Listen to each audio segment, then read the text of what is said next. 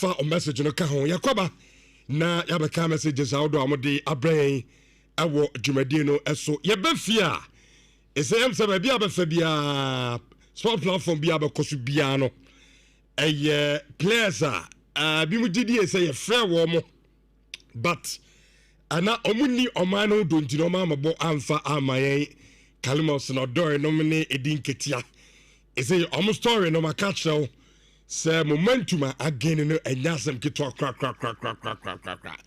na enum no otoado akasa wachechem kwanyo obafa so a obafrɛ ni players o de bakɔ akɔbɔ ɛyɛ world cup no sɛ kɔba nso na de yɛbɛkɔ a na ɔso criteria bia ɔhwɛ so de frɛ ni players na sɛ obahwɛ so de bɛfrɛ ni players on bakɔ akɔbɔ world cup no nanumu ana edin ketia ane Kalim Obsonodoi enkomo no bi enso wo mu a yeba bedi san komo no ni abo voice no etimi ede amamo kumase asante kotokonso no ye nanim se nyame yadoma kosada ewo Accra Sports Stadium because baba stadium there empedifo anje antumto mobo game no ewo nkran amana work of Morocco na make say work for no omo ababe drunkofo na memma papa yeba kotokone work game no on sensem kakra no so no yebedi san community na no awo ayesho no so this and many more bibreka on yatena city edition of Nhyira digital passport ID Abraham Nti join live about YouTube Nhyira TV subscribe for message no kan garbage ram the foreigner edie eko amene Richard ni enko amene namra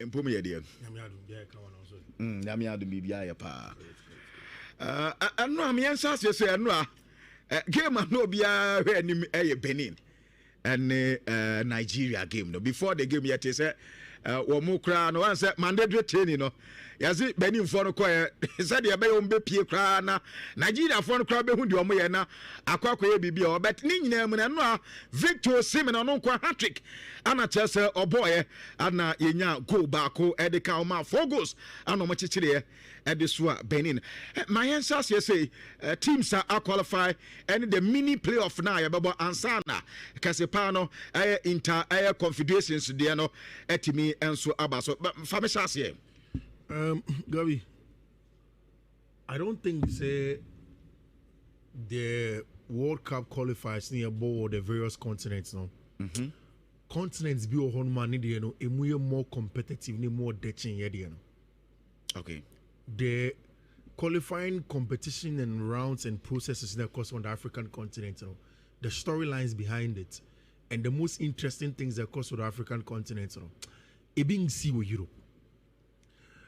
Adding to the gulf of quality between say and England that qualify on a Latvia no, huge. There is no way Latvia can match that gulf of quality. They can't close it in a year or 2 decades or whatsoever. Adding.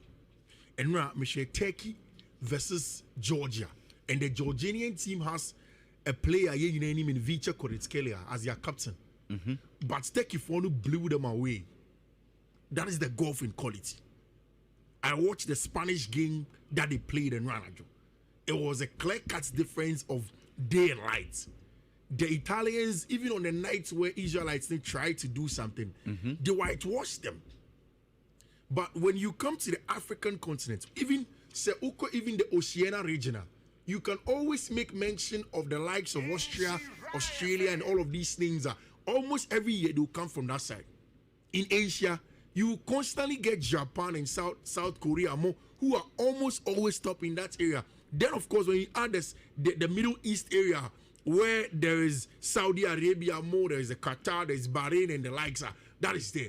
But when you come to the African side, the story is different.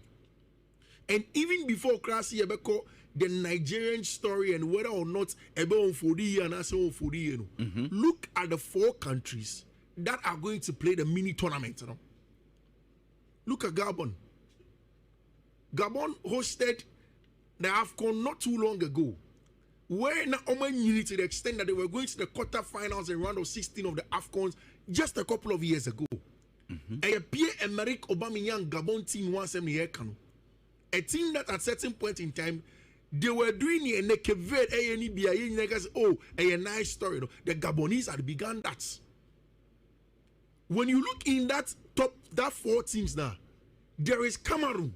A Cameroonian side that has the likes of Brian Mbuemo, Andre Unana, Frank Andre Onguiza, all of those Cameroonian names and Cameroon big names. Yes, Edgy Afcon Chesa, the last time they won it.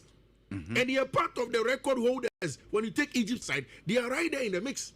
Then there is almighty Nigeria. But even before that, look at the story of DR Congo. It is a group of Kwasia Pierre South Sudan. There was Senegal and then DR Congo. But for DR Congo losing to a Senegalese side that performed very well in the last World Cup and also AFCON, what Jibina is saying, in Caribbean, DR Congo many automatic qualification. Then narrow it down before Smeka Nigeria crash them. Look around the performances of countries like Burkina Faso. And a kaki to ebi before Nigeria best fourth goal, and Burkina Faso didn't win because a goal difference. Okay. Nigeria conceded 6 goals, and Burkina Faso for now conceded 7 goals. Until there is a video, Burkina Faso bomb match ni we are no pano. Traore brother Simone, Petro Pamasisio, Mabeka, the national team technical staff, no more. They were all dancing. Plus soldiers are a free. Once a Burkina Faso, a soldier buying a boom. So representative from soldier for Abino. Abomo dressing room, Omudiasa, because we watch Ethiopia 2-1. I think 3-1 and a 2-1. Omudiasa. They were excited because Omuko could the playoffs. Omubo playoffs in year. There is a possibility because in the playoffs, it's anything can happen. You bet me that sorry. Not the Congo chi Cameroon no challenge. You bet me that sorry. Not Gabon chi team your friend Nigeria. Maybe our son. Then we have a different story altogether. So that is the level of competition in the African game. Me say until say Abrantia Felicia Jayi will score that or Frank Onyeka would have scored a final goal for Nigeria. Burkina Faso were going through. Until that Frank Onyeka go 90+1. Yes. And I'm a Nigeria chance. No. Okay. If Nigeria scored anything less than 4 goal margin difference and come Kahumi. Okay. And it's just about Kaya. Before you made your game and no be also a Nigerian team even with second place players, no team call. And we run through the performances and the results from the African continent yesterday. And DR Congo at Sudan, SN1. Senegal at Mauritania, SN 4 goals. Nigeria at Benin, SN 4 goals. South Africa at Rwanda, Ebon 3-0. Morocco, SN Congo 1-0. Gambia, Equatorial Seychelles, Ebon 7. Omantimante. Gabon at Burundi, Ebon Internamino. Ivory Coast, I was so 3 against Kenya, Womentimante. Algeria say 2, Ama Uganda, Etimubako. Guinea, and Botswana, Womubo 2-2. Anna Somalia, Etna Fima Mozambique, Ekobo Matanabako, Womu Entimanti. Tianwa, and your match said, and not Gabon match now or Shea Burundi 2-0. Check the time that the 2 goals came. And not Gabon Burundi game, no. Said na AC, on the 86th minute, Anna Brantian didn't add Ngawa as a first goal. Anna Lamina, 90+1 to say Nigeria. Lamina, Maro Lamina, Wolverhampton Wanderers, Juventus, Southampton at some point in time. He's the one. I want to say the 91st minutes goal to Gabon. Mind you, the game before this Gabon, we need 4-3. So 90 minutes, no munyanse. But Ushomu group numa uni say Ufasa group na Gabon phone woman na. Almost the same group with Ivory Coast. Yeah. Gambia. Yes, Gambia, any Kenya, Burundi, any Seychelles. Yeah, but Ivory Coast abaso 26 points. It means that say Uber number of games and carry 30 points now because you bought 5 other teams the womb 1, 2, 3, 4, 5 any womb. Yeah. So if all of them is giving you 3 points home and away, back and forth, it's 6 times 5. It should have been maximum 30 points. They say when it will group in. But then the Ivorians had 26 with 25 goals. Yes, 25 goals. Omun consider Bako crime S5. Wow. Now, for me, any big deal, mommy, what the Ivorians have done. For me, the most important thing is what the Gabonese were able to do. Check Gabon 4 points. You know? Gabon had 25 points plus of 13 goals. Yes. Into Ivory Coast now, yeah, but you know, so because Ivory Coast is a normal footballing nation, you say World Cup, no, Bobby, the likes of Didier Drogba, or you're the holding African Cup of Nations holder. But Gabon team now, we have not heard of the story so far. No, they have garnered 25 points. So 25 points, no. Upa Fako Gruz be brave. And Kobe qualify automatic. And in their qualification matches against Africos, no. Yeah. Omoko Africos, now Africos say 1. Yeah. But our Gabon home, no, Ombo 0-0. 0-0. It's we say Gabon 25 points now. You bet in a group A, group B, group C. You bet in a Senegal group, bet in a Ghana group, bet in a Nigeria group. Almost all of the groups in Kobe qualify automatic. That is the level of quality and closeness in the African qualifying rounds. But who baby are free back? Yeah. Because Group A, yeah, Egypt when you are 26 points. 26 points. And the leader Senegal, and you are 24 points. In the Honor, and they are qualified. Gabon Cup. Yeah. Oba South Africa group now, Omunya 18 points. Kokokra. Group D, Keved 23 points. Yeah, Kokokra. Group E, Morocco 24. Kokokra. Okay. Group F, when you are 26. Ehona Omuan Kasa Wono. Yeah. Okay. Group G, Omunya 25. Algeria. Yeah. And our plano. And can also come down to the goals. Okay, goals, you know. Yeah. Algeria, yeah. 16, class of 16 goals. Now, Upper Group H, what they now so. Tunisia, and 28. Tunisia, the end of Ubian Channel. Ubia, Ubia, Alpha or Chubia. Only be Tunisia, the end outlier. Okay. And Ghana, the end 25. And Uyama, the Amabo Boy, 2 teams depend on bet me advance. Ghana a group no, and Algeria group no, because a points no, a pebble goes exactly. At the change. Imagine say Gaboni the same points. They get 25 yes, the same points, 25. Exactly. Anna Oko okay, so Sanet here. In the game before a match of Burundi Bebono.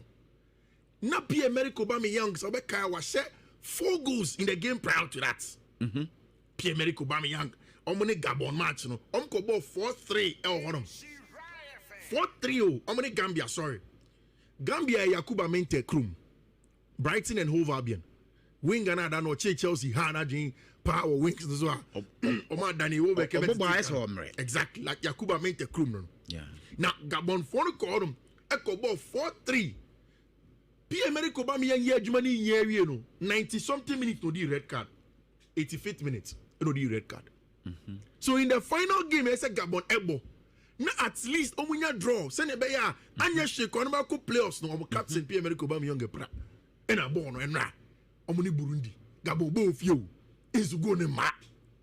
No more pimso. In the 86th minute. Tima watch Gambia. I said 4. Yeah. Oni Burundi bo. Yeah. Afi ba akokra ma. Bako emma. 86 minutes. O pushi ya. Until last few minutes in our kind, you know, that's when they got the goals. So Gabi, very competitive. The Gabonese example is clear. Okay. Now we can even go to the group where Senegal were in. Senegal, any the DRC, a group no honor. Gabi, can African football. When we mentioned Senegal in the last 5 years, and DRC in Kahumbi. DRC, yes, when it was Zaire, was one of the first countries south of the Sahara to qualify for the World Cup. Granted. But in modern footballing history, especially in the last 10, 20 years, 2 decades, 3 decades ago, Zaire have not been part of the conversation, especially post-Sahara Wars. No, when the DRC, when Zaire was divided into the Democratic Republic of Congo and Congo in itself, no, they've not been the same. But then look at the job in the group that they were in with Senegal, in the group that they were in with Omwamumu and the games that nobody expected them to qualify. Senegal ran for their money. 2 points different. 2 points. I know that Senegal is like and come qualify. Enka DRC be for wako. Anything that Senegal share here. Yeah. Very, very keenly contested. DRC enya 22 points also our group in him. Senegal for 24 points also our group in him. And then so the last international window. Senegal for no call Mitre Stadium. Kinshasa. And Agabi. Omuni omko pemso. DRC Congo for the can share first goal. I think it was Atamasawaku that shares our first goal. Gabi ombo go ni bo etuma. Ye Bayana Senegal for nashi show money over ye. Nicolas Jackson money again. Yes. And they've turned it around. It's inside 4 teams that will go playoffs no. Obia a peculiar story. Before I even comes the Nigerian story. The DRC story is exciting. Gabonese story, you know, you're one of the best because they want to go to the World Cup. Pierre-Emerick Aubameyang are getting back to playing good football in Marseille. He would want to inspire them. The likes of Mario Lamina think that they owe the country something. Then there's the story of the DRC of Atta Masuaku, Chancellor Mbemba, Yohan Wissa, all of these big names. When you talk about European football, they are part of the creme de la creme. And they should be at the world stage, you know. They want to be there. Then the 2 big boys, Ebane saying, in Cameroon in Nigeria there, saying automatically it should have been a bet right. Yeah. Because the lives of our players or more, and the history in the African terrain there, and Nigeria and Cameroon there, and Caribbean automatic qualification and case on get to an apre. Yeah, it's a common in a long time. But then it wasn't to be so. I don't know, say Cameroon, and I was stadium monument.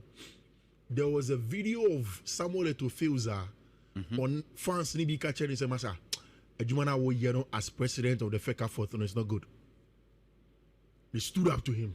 They told him that his management of the national team no yet. But 19 points they could fear and you're worried. So 19 points. They stood up to him. Now say watch our group me. The Cameroonian group is an interesting group for 2 reasons, and I'll run you by them before you made the Nigerian come, because we say people are very much interested in the Nigerian conversation. The Cameroonian group, are very, very interesting in terms of the World Cup qualifying matches and so on. That was the group at Cabo Verde free. You know, Cabo Verde, the country that's the smallest by size after Ireland. Qualify Iceland, qualify World Cup. Cabo Verde, any Cameroon group, Cabo Verde qualify. Cameroon in qualify. I'm a Cameroon point in time, non Libya attack Cameroon. Yeah. Because when you're 19, Libya was 16. Yeah. Now, only says Libya match in BBC. We've not spoken about it, and can't follow me home come. Libya versus Cape Verde. Boss be 2-3 for Libya for goalkeeper and some and in the 9th. Okay. Feeble boss Ibio.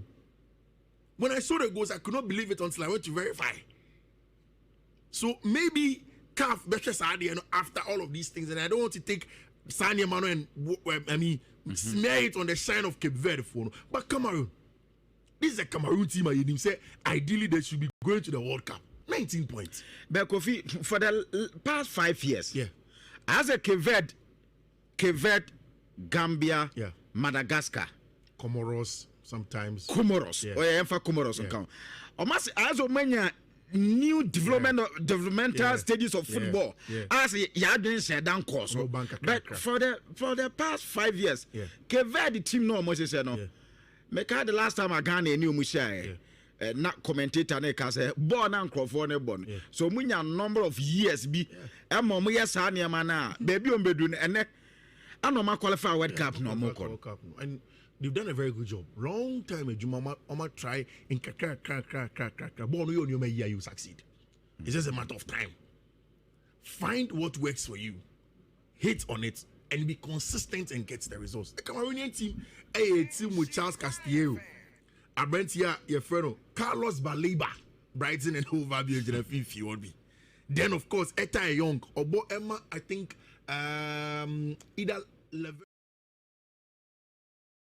Ebrabo, in fact, the Tiani, Yakon Crofama Sunamfe, Yama on Saka and Sama Etoja, Ewon Crofama Sunina, Jumedia Yakato Sam, a live YouTube on YouTube, no, I don't short TV or YouTube handle, and now a horse where to my the feed now, Yatimia Papi, Eddie Woman 7 Yano, Yadiaba, Yakon International Big Yaba back, now one Sabakan Sempi. In fact, the Tiani, William Sack clubs now, Wamaba back, no, Wamonsu Stories, neighbor coaches, no, Assassin. Din commanding Nania deba, Ewo, Jumedi, so Asani, Quadiama, you may quano pay, Wamo, Elso, Yasene. I would have been 7 Yadi Bra, Makato, Sadia Bakwa, and Yan so be power promo dinner crime. And until Kunun Ghana Limited in Nupa, Ediaba, woman who 2 cups for the above for Mema.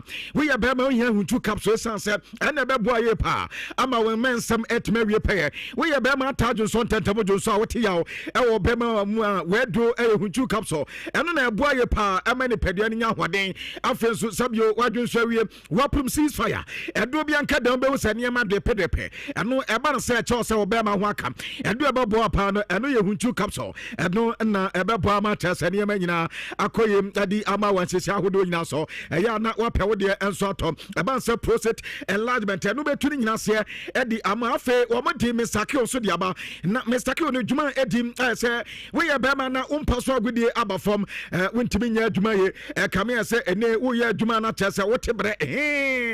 Abasa man and pay or baby, a Baso ye Juma, you ruler. Adia was Mula, was so more Pia for Abasa went to Mania Juma. I had says at the Buffy, and he went to I am Mr. Sexual weakness. It was a waste place, a bit was a libido. Our for me to a send off a slow erection in a tuning in a said Yamau. Or baby, a draw your Araba Bazan Tabatano, and or baby, I'm a boy says any Mariosem. I'm or Babia, so near Maquay, and the man infertility netted to a wedro, a Araba Bazan Tabatanweti, or your pa, not when you think feelings, was when you be a patrol, a drabber bono, a Kulun Ghana Limited, or Medra, or Matudin Araba Bazan Tabato for Massey, and a drug shop will be able to be autonomous.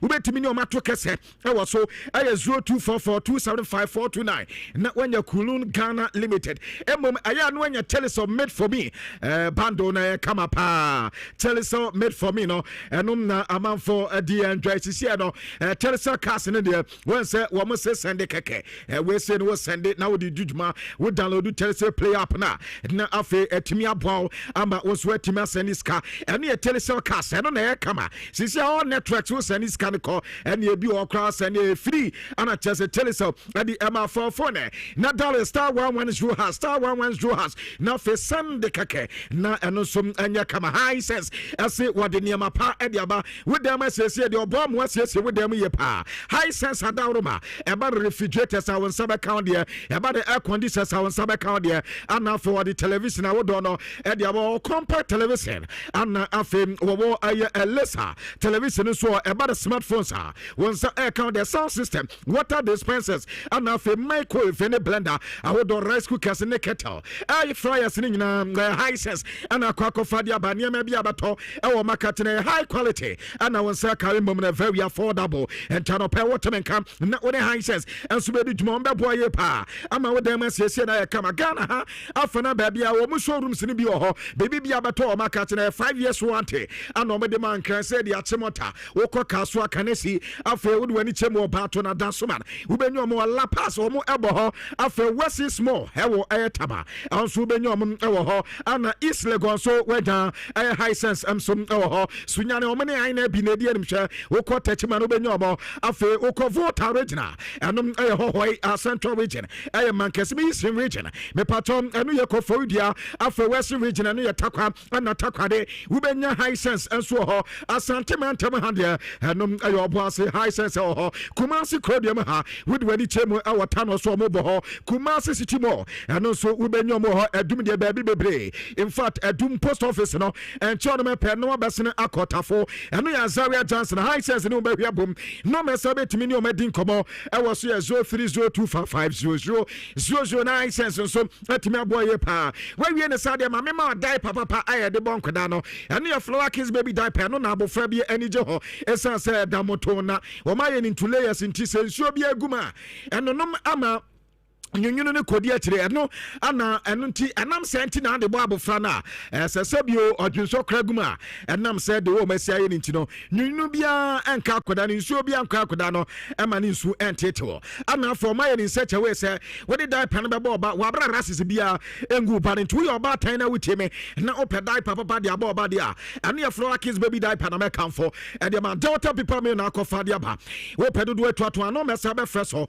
eye 0243 033 afi wonso wansa etimi aka odie ye pa anu ati ABC games anu na etwende makata ze sia de esikasem na ehunhia ye pa entu paso onya sika wo fa phone anu dial star 262 has star 262 has na fe yankasa ye ABC dia utusu 3 letters na sa letters mi ensa no se ye bobo do na wo letters na ba ku epiem me pato anu aye 3 times we stick sika na di twa no ya bo hom premiensa e dia ma se mienu piem a ya bo hom prenwotwe ana miensa ni nyina piem de 200 times we stick every 5 Ghana echo ana ABC games no betimi enso atwabe national lottery authority this stamp no e dia susu nchino wo so betimi atwa de na aye kama dia ma wacheche ahodo nyina so wonya ska na fe wako franco trading enterprise no akwaje phone say kama wo me Samsung get dia original ones ana wo di iPhones original ones na ba ana fe Nokia no wo benya papa ni bi o franco akate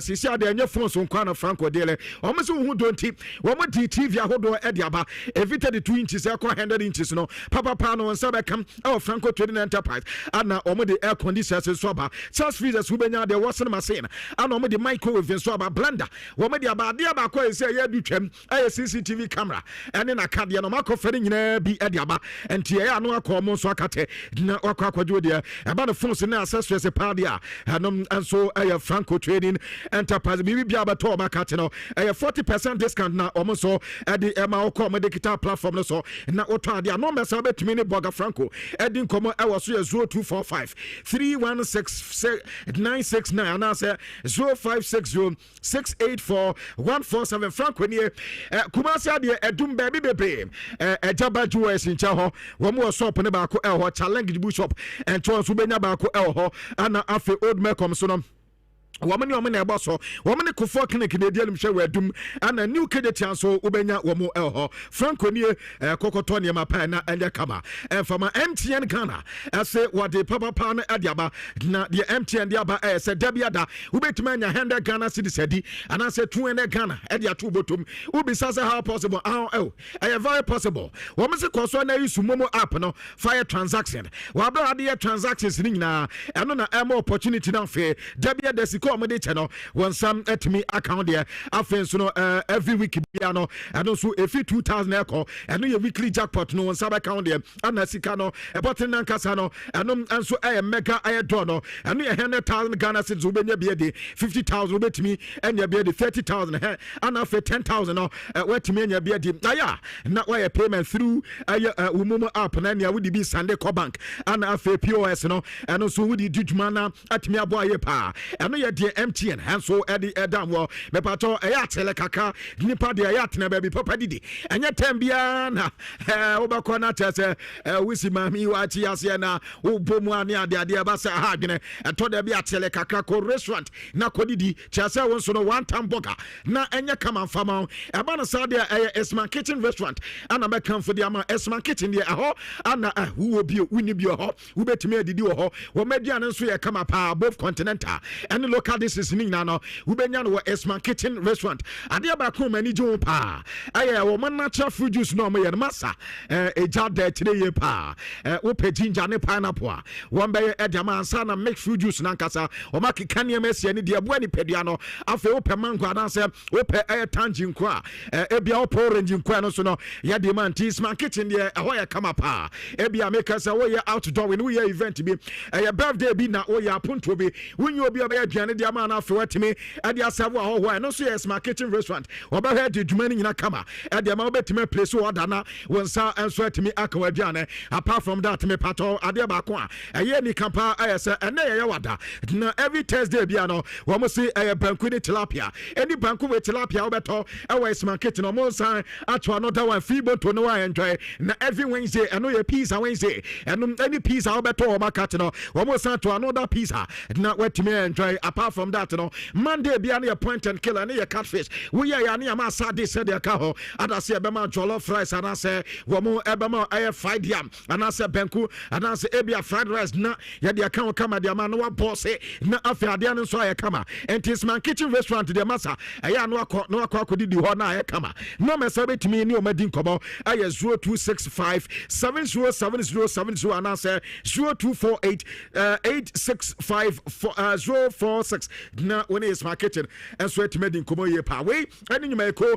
ani afofro enka ye pe na no pay wo mo so yasena agudem nsam no ye kwa ye de kakra e de tawo e we dwumade so maka to sa fe ana wodi wa fidie no e de ato a ya na wako YouTube say yes so no live for YouTube betimi akona wonso anya so ni bia hwe na aye kama e wo ye chesha wodos na ma memfa sem no ensa se fa ma wonim sa bibire me ha yenya team so mo kwa kwagina Africa na mu enso wo World Cup atese Ghana yenso ye ka ho na eno ana chese all time aye top scorer awo aye CAF World Cup qualification me pato say ye bo World Cup qualification no player what say goals do pa no eno adana chese ye di niam nyina enso by all time no me pato Mohamed Salah and ekra na 20 goals na Mohamed Salah and so ekra in qualification matches to the World Cup no player toss me no Didier Chef Sabli Doba one 18 goals and afi there say Abranta di din Adi Slamani one more Algeria pato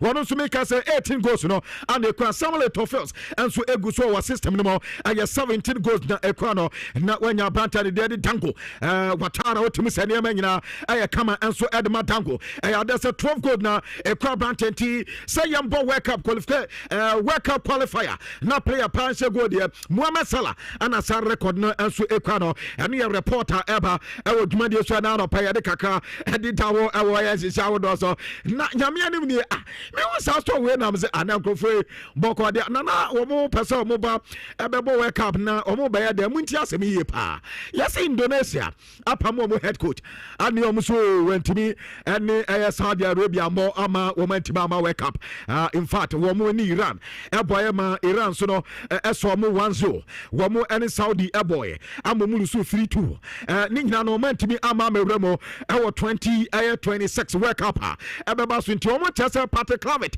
wo mo pam no and Indonesia man no wo mo pam wo head coach ni di ade party clavit them reporter ever wo dwumade so bet elsewhere Italy there the Italian national team the Azuris womania beri pa na Gennaro Ivan Gattuso wono and head coach and so at the moment no da womani Israel na nya sem ketwa kra Israel for no and no mo pem ye pa na eno na no pa yase ukwa Italy dia dodo na ka yase Italy for womo ba be qualify ni Italy for betima qualify na me pacho Ivan Gattuso asianka mo bianta yase kobase wentima fa Italy an qualifier was one we be free Italy we be kwa Italy pa we bra on me Italy kwa because nim gwase pa edemano sapa so well di the Italian national team na World Cup qualification went to be inform room or say basa e ba ha ne pente kobase so went to man for Italy an qualifier and on caso wo twa ne ho asu de but in pempen de obefio man mo na fe wakọ man fofo so wakọ ban ho adwa kakra anom Gennaro Ivan Gattuso en kobaka ko di tutwa na Gigi Donnarumma goalkeeper and so edema Italy na Abranta in fact an konkoto so premiers akobase koto so premiers na Italy man qualify ko World Cup was see ebe nim gwase pa na ebe ha adwene ye pampaya wo mu boni niam mo try very possible yes we betima qualify na afens World Cup no wo mu so tima kwakosi akan e wo mano report kakra so Abranta de Daddy Gini Donnarumma edi tutwa dwumade so na no pe no ye pretre kakra edi ama wa chesha wodo so na Olivier Giroud din so kasa na Giroud si anka mo bianta hese ene no oko 40 years aka 1 year pe na 40 years no wono so nya aka kakra bi kwa na wanya 40 was he say no and football career professional wise no what the banawie and e bi sanse time banka wo me ewu time or retire and also eno ne de ade say woni ne ma ana fe ne wife in fact na busuafo no ekotena se na obetena se na afa so madin koba na wetima decide sad decision no enyo no kwa na betu so and Sanema, and of the wife in the bush, and you to Sampa, one retire, yeah, that's what better retire. Was it the 840? I am number there, but I ring a bell. I went to me, can be channel, Sani Pediani, Emre, and tell say or retire from football. And so I am Brantia, the dinner the elevation patrol, limit to pro player. At the tutor, I would do this another panel, make a check a crumb, and so Eddie Mao. And rather, I like Kato say, one if you think now, Omakasa, the Moroccan Nasa team, and you're paying for no crown or Moya Juma, or Concordan so under 20, no, or Moya Juma, I'm not there, Kato say, you may move came on Subo, Nasa came on Muopono, not to do no head himself, Kabia, Womusu Ebetima qualify, Yamian, no man France under this year, Wakuniba, we not as a woman, and so Apo, Aya 1. In fact, the 10-year penalties are 5-4 on the penalty kicks, no, Morocco, Edia France, man, Fimo, I'm at the Moroccan national team under 20, Wama qualify many Argentina, and Equacobo, our under 20 World Cup, and also Eto 20, the Moroccan national team, what Miss Bibia, and so I come at the man Kodanin paying for now, and I report a film Morocco at the Epa, Ewo Jumedia Sanano panel, make a check a car, and soon Adima in you go Martinez, Siano, who call Saudi Pro League number ho, and a Bantan or Siakama Nasa. Now a Bantan Casa, what's a senior passer or call Saudi Pro League number? Now when him says Cristiano Ronaldo, no, Niniama a difference, Dose La Liga Bantanabo, Amania Menina, Kama Bata, Woko Anasano Usamasa, Sao Ronaldo, Yeni Papa, what's all called Anasanum, Adiabako, who ye was a reception of Cristiano Ronaldo Dimanum. In fact, 1 year did that. So Ronaldo, such a player, sir. Now, and yes, sir, in a personal human relation corner, Ronaldo Yadia was it one football Yadia a young year pa.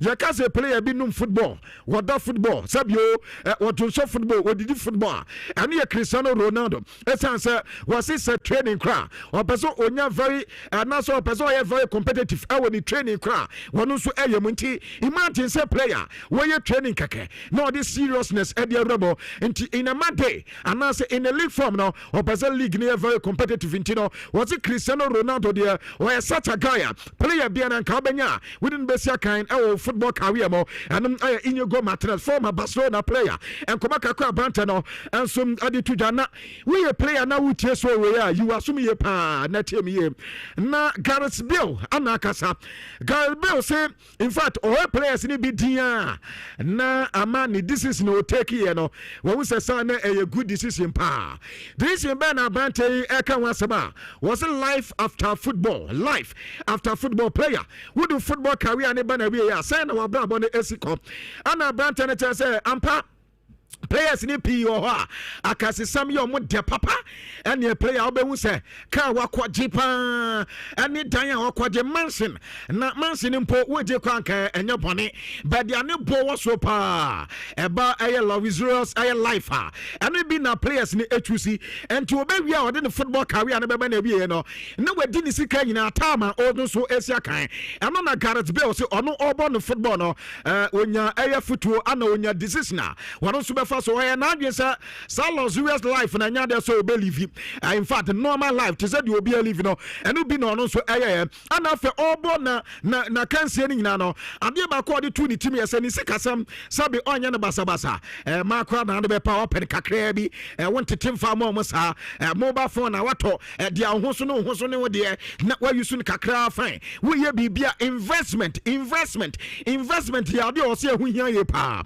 and we ye footballer na uche me mpato Gareth Bale say dia abro ne ye pa ya se time osia kan no o invest ye ne sika se mo anya ne basa ana sabio wa mo aya ko hibrasa wonya sika na sabio ode ye ne mapa ana fe so akesesem wa mana ni nanim na abro na man football career life after football na niama anso ekoye de man no e reporter Branton no ade tuta e wodumadi so na me ko Jordan Pickford na kati kodin koma kaka wonim sa we coach we goalkeeper by 2 days ago na amount for 2 Chelsea 4 for say Sanka Chelsea up a goalkeeper pa dia and Komunya Jordan Pickford and Kobetimi abo Chelsea pa because goal post no when minute ye pa na fe oyade na we goalkeeper we national team goalkeeper masa bibia na experience why bibia no very different but I did to say bia Chelsea be ko Everton e bia Everton e bia dia tum so on beton Branton no e dia ma Chelsea and the only thing na Chelsea akabata na no pay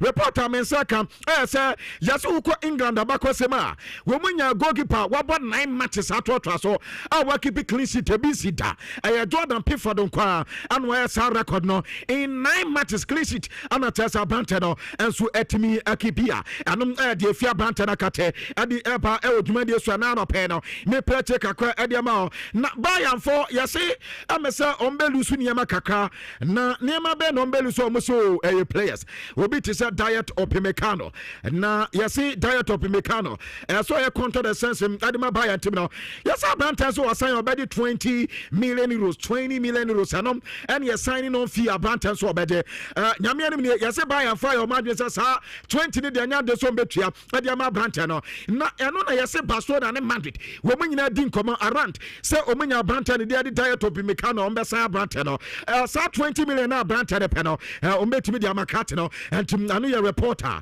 meti every Bayern akate na no peno me pete kakra adi ama awoye dwumade so na ma men koma anim kakra yaso uko Premier League na abusia muntia sa story we here uko Premier League na yasi efi 2014 about 2015 season na wo mo boy no yembo Premier League sabio wo mususu se ewo fam ye tienie Premier League na abrebia no wo mo say ya ewo so very expensive but this season the Premier League na ya bono wo mo say ewo fam kakra na de nti wo mo say ewo fam no na ayehwehwema ababetotwa atase ene no wo mo so ade eba the Athletic for atase wo mo ye hwehwem no see mo Premier League this season no kwabna wo mo chese less expensive and less creative but more direct ne nyina kan for no person wo mo chese league na ye boy fewer passes Nemom long throws na ewom yento balls no eno wom dodo pa and set pieces adoso nemom goals to send ewo so ye pa and to one person mo chese since 2014-2015 season wom ball Premier League besina league no omo moya ewo from atase goals to say was so sisia no yezi teams ni nya kwabra set pieces no mo pendo do pa teams no bia di ball wo de kose and afi obi adi ball long throw and omo ye sanka obe say Premier League na nkateta Arsenal mo preso an Arsenal ebe prepare board na penalty ya boss grasso na Arsenal prepare board kwabra ya si ade odi agro obi ahewo enya de so betra mo prepare board no odi ya direct na to so kwa kwese entim anon so air dialectics me pato hwem kakra wo mo dia ba na no pe ne me prete kakra edi ama ewo dwumade so na Madrid anope reporter men saka I said din Heisen wo mo so mo nsada hu ya sa brante no classic ro betimi abobia esansa na brante no wanya injury kakra that for say ebia obeto enhu ebetima atonansa na ya classic no enso etima baso ne reporter Madrid edi eba ewo edwumade so na adagule ama abrante na kasa bebe na kwabna adagule say impo yakata say onkoda go post ma the only thing obekwa kopa gloves pep na wakwa kwatiri go post me say Tama Zabia Alonso ba no woni na di nkomo bebre ama wo say coach no ehia ne ye penti on dia coach ne beka no ye entaba ne go post kwa ene obekwa akoda no de aboa ma de tim no na osa de ba kwa aboa ne ye pa ye say ye be say asa woni Mbappe mo partnership na ye kama pa akoda wiswa na when no bra penny mutimi bobo ne sa no so nyame anim na secret all power say drawing matches no say game beba so a watani killing Mbappe din komo ama kwa bna man kasa tire kwan on pese wobu mienu no mo fa so ball mo ball no enti say wo fa ball woni baby a Mbappe aka so pese rani tu enti no so be paganity no de ball no and so e di ama no ana after so sometimes so o man kasa before the game kwa bna time game ne ekwaso no wobetimi decide between o mo mienu say oh do say ya planet there by the tempo of the game no yanya game ni sese ne be betimi abo man de bobo kwana no ya reporter abranta ni dinadi adagule ade eba waso obia skill set kwana no to no ankasa benefit each other enti no ya nkoba kakwa so abranta de ba now Barcelona ane fiawe ewo game wo mo kwakwa akoba no America Hard Rock stadium o na game no anso be to na sa game we na Madrid for ya kwabna game no benya ba so yes yɛse kɔnkakafoɔ no asɔre o yɛse kɔnkakafoɔ no sɛ ɔmpɛ sɛ ɔmu bisa La Ligafoɔ ne Barcelona ne Villarreal sɛ anyina bia refi bɛn na ɔmbɛyi no refi na ɔmode ɛbɛba deɛ na ɛnya de sɛ ɔmbɛte aseɛ kwabra ɔmene sɛ ɔmbɛte ase a ade sɛ ɔmu yi so American refi ama ne handle saa game no ɛnti sɛ ɔmayɛ ɔmadwen sɛ ɔmbɛbɔ a ɛne ɔmepɛ sɛ ɔmbisa sɛ kaatewia ne yɛ sɛn refi bɛn na ɛbɛ handle saa game no sɛ anya American refi di a ɛne kɔnkakafoɔ no mpɛ sɛ ɔmbɛte aseɛ ɛno yɛ reporter me nsɛ ka ɛwɔ dwumadi so mepatɔ debate no anɔpɛi ma me nsato no mfamam Declan Rice Ran Gravenberch ana afei Moses Casado montie ne yie Declan Rice Ran Gravenberch ana afei Moses Casado kwabena sisia no sei ana debate no ensu esi etie mo ma twa ne o Facebook no mo hwa de kakra na ɛyɛ Opta any BBC ana aka bom ana kwabena omode saa ade we ade aba na Moses Casado na din kan ana afei Ran Gravenberch ana tosumi no ana Declan Rice ana ɛno so watwa so na kwabena sei na omusi ɛyɛ analysis no wɔn tell say green one bia wobɛhu no kwabena no yɛ player ni pick baabi ɔyɛ adeɛ pa ana yellow no bia wuhu a na tell say ɛno yɛ domo ɛde identify ɛyɛ players no ana per minute pɛ ɛno ne the difference wɔ mu ana afei wuhu ɛyɛ yɛ kan sɛ red bia nso a ɛno differentiate ɛyɛ the other player ne the other ones na saa bɛpɛ ana sitie kwabena mo tell say games dudu a Moses Casado abo ɛyɛ 45 ana Ran Gravenberch abo 43 ana Declan Rice abo ɛyɛ 42 emom ɛba ne goals a abrante ne de Casado ɛnya 4 goals ana afɛ Gravenberch ɛnya 2 goals na Declan Rice ɛnso ɛnya ɛyɛ 5 goals ɛba na assist na Moses ɛnso ɛnya 2 ana Ran Gravenberch anya 5 emom abrantan de Declan Rice aya 9 assists and gwabra wo fa soro pa de anyamie nim nie aya de se Moses Casado for shot emom eba na per 90 minutes match so ma ba kwabra omo cha se personal crazy player ne personal crazy aya pa no aya Moses Casado aya 90.3% ana Ran Gravenberch aya 89.3% ana Declan Rice aya 90.2% emom eba na passes her into the box 6 no kwabna abranta ne tin ade Declan Rice na LED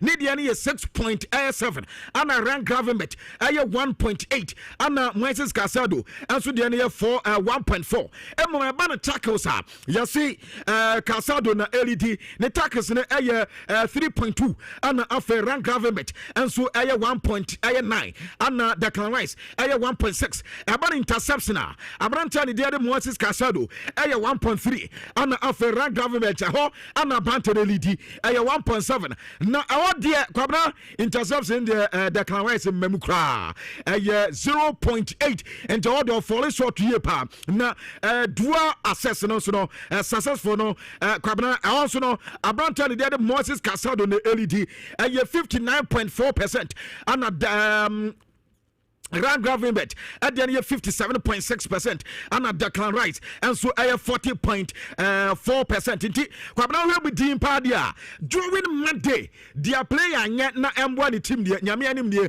Moses Casado and the LED nemom during Monday say obi say goals and also on assist na M1 ni team dia and the Declan Rice and at the LED and he debate me nim say ma certain right at the mama na no pay dia ma dwani o YouTube ni dia udewa ene mani nyina se bara mi ko Juve na Juve our Abrante de Kenan Yardes kwabna Abrante is de jana so wo bobo bruta na yasi we de Manchester for so munya de ya o mope enti omunya Abrante na aka we say no anka omba ya nse ombetu eja idadi mbuomu na omo de Kenan Yardes agina ho because born akoda ni mi bopa enti between Arsenal between Manchester United Chelsea and Barcelona no mo pe Kenan Yardes enti ene enkoba kakwa so etota awo dwumade so now Chelsea medical edo mu goalkeeping hu nkomo ede ato na kwabra onim se Chelsea akwa for goalkeepers trainer bi ede aba ata so ba scout goalkeepers ede ama Chelsea na yedi Chelsea say between the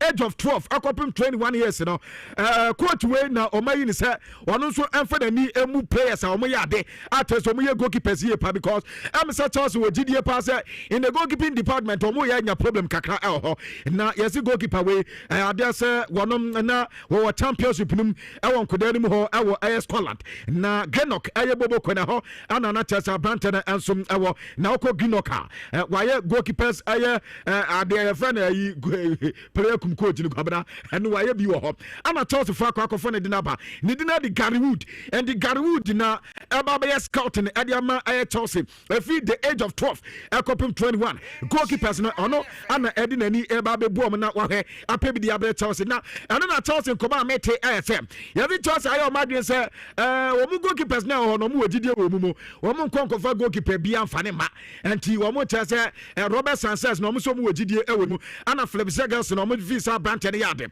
ana afei Mark Pedens deɛ wɔn ti the summer ɔno ɔmo bɛ decide sɛ bi a wɔn bɛpɛ fufuo bi aba ɔmo atumi apɛ foforɔ nso ɛde na ba ne yɛ reporter mete Gabriel Martinelli ɛde nkɔmɔ kakra de aba na Gabriel Martinelli sɛ last season nanka nneɛma a yɛaha ne yie paa na ɔsɛ ɔkɔ Mikel Arteta hɔ ɛkɔ bisa sɛ ɔpɛyi sɛ wonyu so me ama mempɛ tem nkɔ na ɔsɛ Mikel Arteta ka kyerɛ sɛ dabi ɔbɛyi so ne yie paa na wɔda nyame ase paa sɛ Ebosa Mikel Arteta enso edise no wadi so ama ne football no sisi na niam ekoye diama na no Gabriel Martinelli Arsenal player nkoma kakra so ade twitwa ewo dwumade so na Hurricane ana no ada okodi nkomo on vision company ana ebisa se coach no wona adwuma yese na ose nyame anim ne do se coach is pia coach no but vision company uplift anaso unlock bibia na ono ankasa on se dani mpo o se o wasade no on se unlock na coach na ye diamano nani agye wo ye pa anya se technically ana vision company o ye good emom interpersonal relation no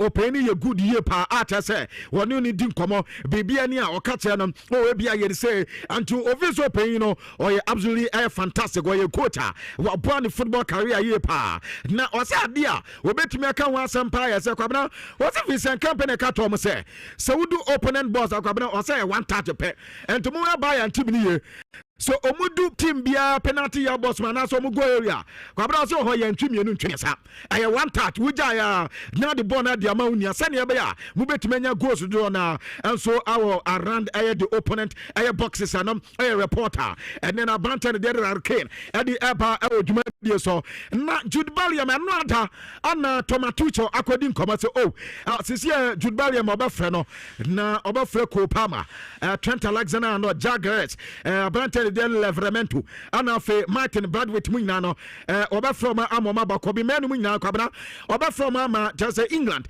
oma ba be boa ma World Cup yi and wo muso etime akwa ye in subsequent matches from be bono obetime from na ana no obi bi sa na de na asi fe open be ka se Jude Bellingham na Jude Bellingham so kwabena ye dwene ho se be fra Jude Bellingham na mpacho de asi ye ne mame aye you know e was screens no so on Senegal any England abo friendly game ama sa friendly game no Senegal for diagro kakra chen krofo ansa afre bibrem ha de wo ba sa enkrofo bi wo mo so ade pa na sa game no ana yesi abrante ne de Jude Bellingham kwabena ene se foul ne baba na okọ referee so wakasa na ototo ne nsa oye ne ma pi na ehona ye pon game na yesi Tomatucho kodi nkoma se akọ we san suba we na aya oye no eno na me mpena to da bia oye bibia akwabena ose ya sa otiache kwa obubefu ata so ose mpo wono Tomatucho ne ma me kra hwe game kra ni butumi fu se anaka ti die no ye ade wanya professional na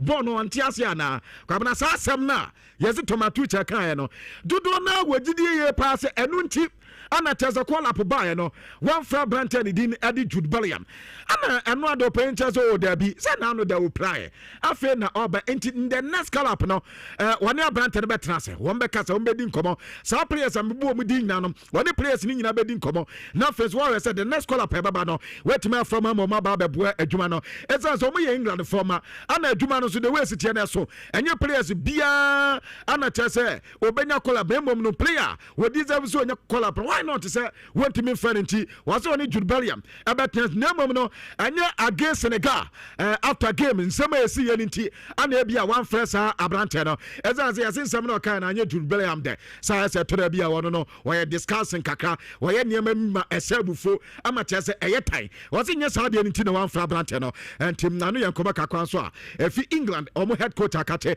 e di eba wodwuma de so we so na mi gina na fenso nkrofa ma so 7 nyina ye di enso asia Nhyira your number one account radio station dia santeman ati atumene kwabena bibie ne akire dia ene maame fan crofam anso nsem no emfa Nhyira nim sinafe yema busuafo nyina kwaba se international break ni aba sei ana free na iko nyina no yakono kwabena.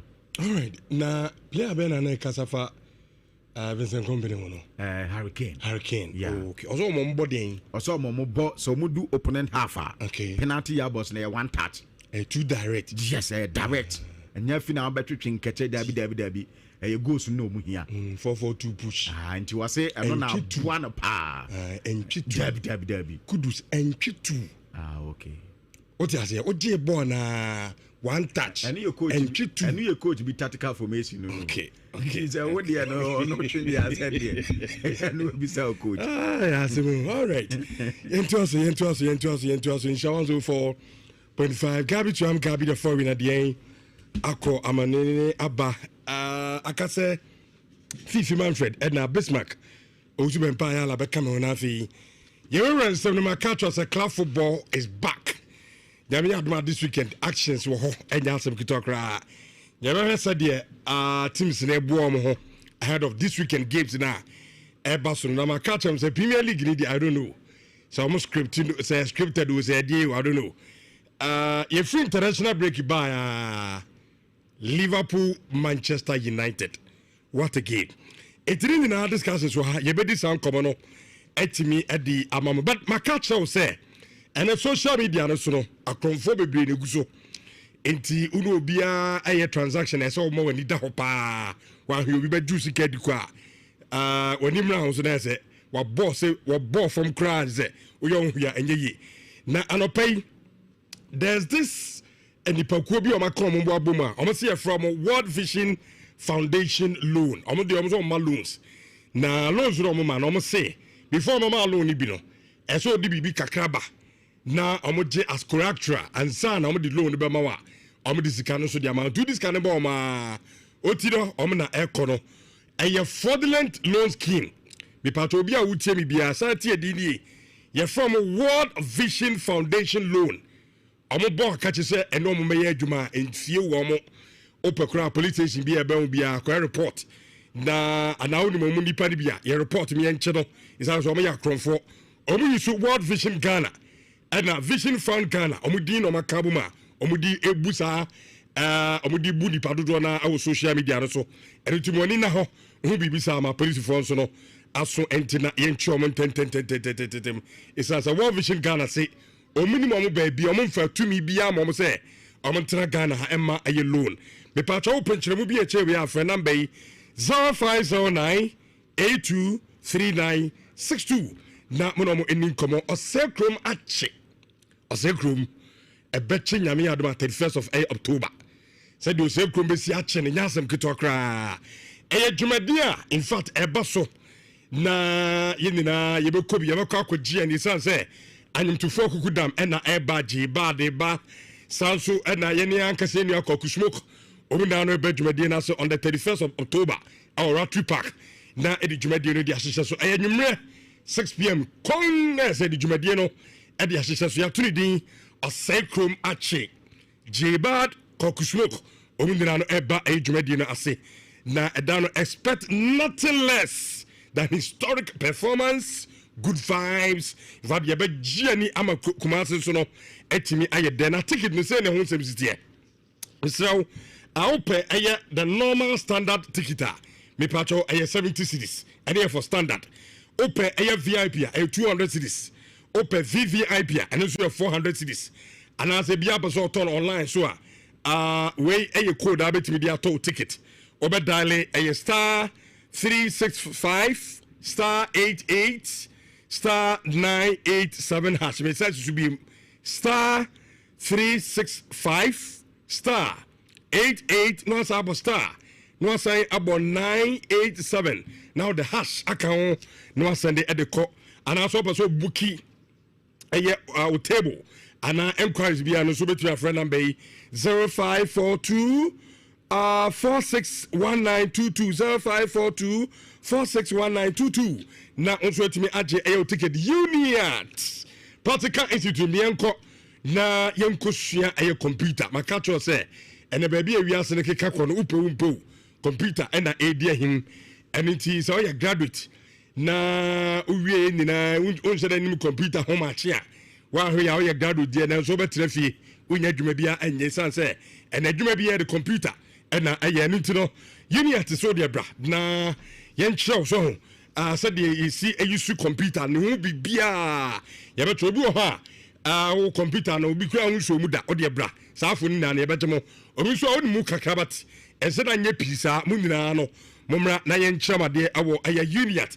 ye courses bebre ebi network and cyber security engineering, computer basics, office administration and so becho CCTV installation and management, data analytics, design technology, drone piloting in the nanity for course bebre e ka we nim ho a obetimi akoye our unit na atie for the attend say unit no ebia na wo pese okon regular aho obetimi akọ open weekend so ebia wodwuma ntino the normal working day no ntimi enja wodwuma ho enko class a and so weekend oh ha betimi enso akusua de ene ye wa anwumre obu ono ma bia anwumre no na obenya saa time no and so ye ho na ye wo distant class and so bia na ye pani so ha no so no obetimi akona onso akwa akusua bi me patch friend awo 0555 383848 ye wo kuma sisisan so ya bus stop ho how do you see ho na sisisan so bus stop ho biso obi asa wo pablo sign na unit for no enso ewumina afei enomo enso ento so awo Alaska Star Enterprise makacho sisi wo dem oya brand no wasisu a mesew ene dem sisi ene kanena gise wo hia sika bebre ensa debi ene sika kiti obetimi de sisi wo dem a obi ewro so wow abranti wo dem efepa ni nyina me cho trick no Alaska Star Enterprise kanena ni anim no obu awura ne do se me dem a e ka ma bo onia ma bo ka bro be 30,000 zuboku mo bo enye no kre okwa Alaska oh sika kitu e bu be siesie wo dem office ho be fe ama wan kasa owura dem ana officer obo se yes se ho ayefe se open wallpaper blanketing and open material curtain eco panel Samsung modern TV stands at the backlight in the bio ho sofa cover bed sheet in fact enema bebre me kasa mbo aye nwine o de wan kasa ko wura Alaska Star Enterprise e Kumase adum ya o mesisa noche plugs anima o de wura ho wan kasa wura ho na de obaso de sesi wo dem obi ano ototo ni nyina kama na o de akọ enke from nko circle tiptoe lane and I'm friend 0256 330075 na mo enin koma ye fa we nin twato na yen started discussion to makacho say club football is back obetimi do message no abada ya kenkan ade ama ye wie awo kemfa se ba mesha na etie for the attend say kemfa se ba mesha no unya te heba na se bibiduro na edrowe in fact a bar system no enche bibiri ba me kan krachero edrowe bia me chance se me di ho adanse ana me kan wasem okoto bibia no se diabetes na na hana ene obebu sanipa no Richardo edroni ye papa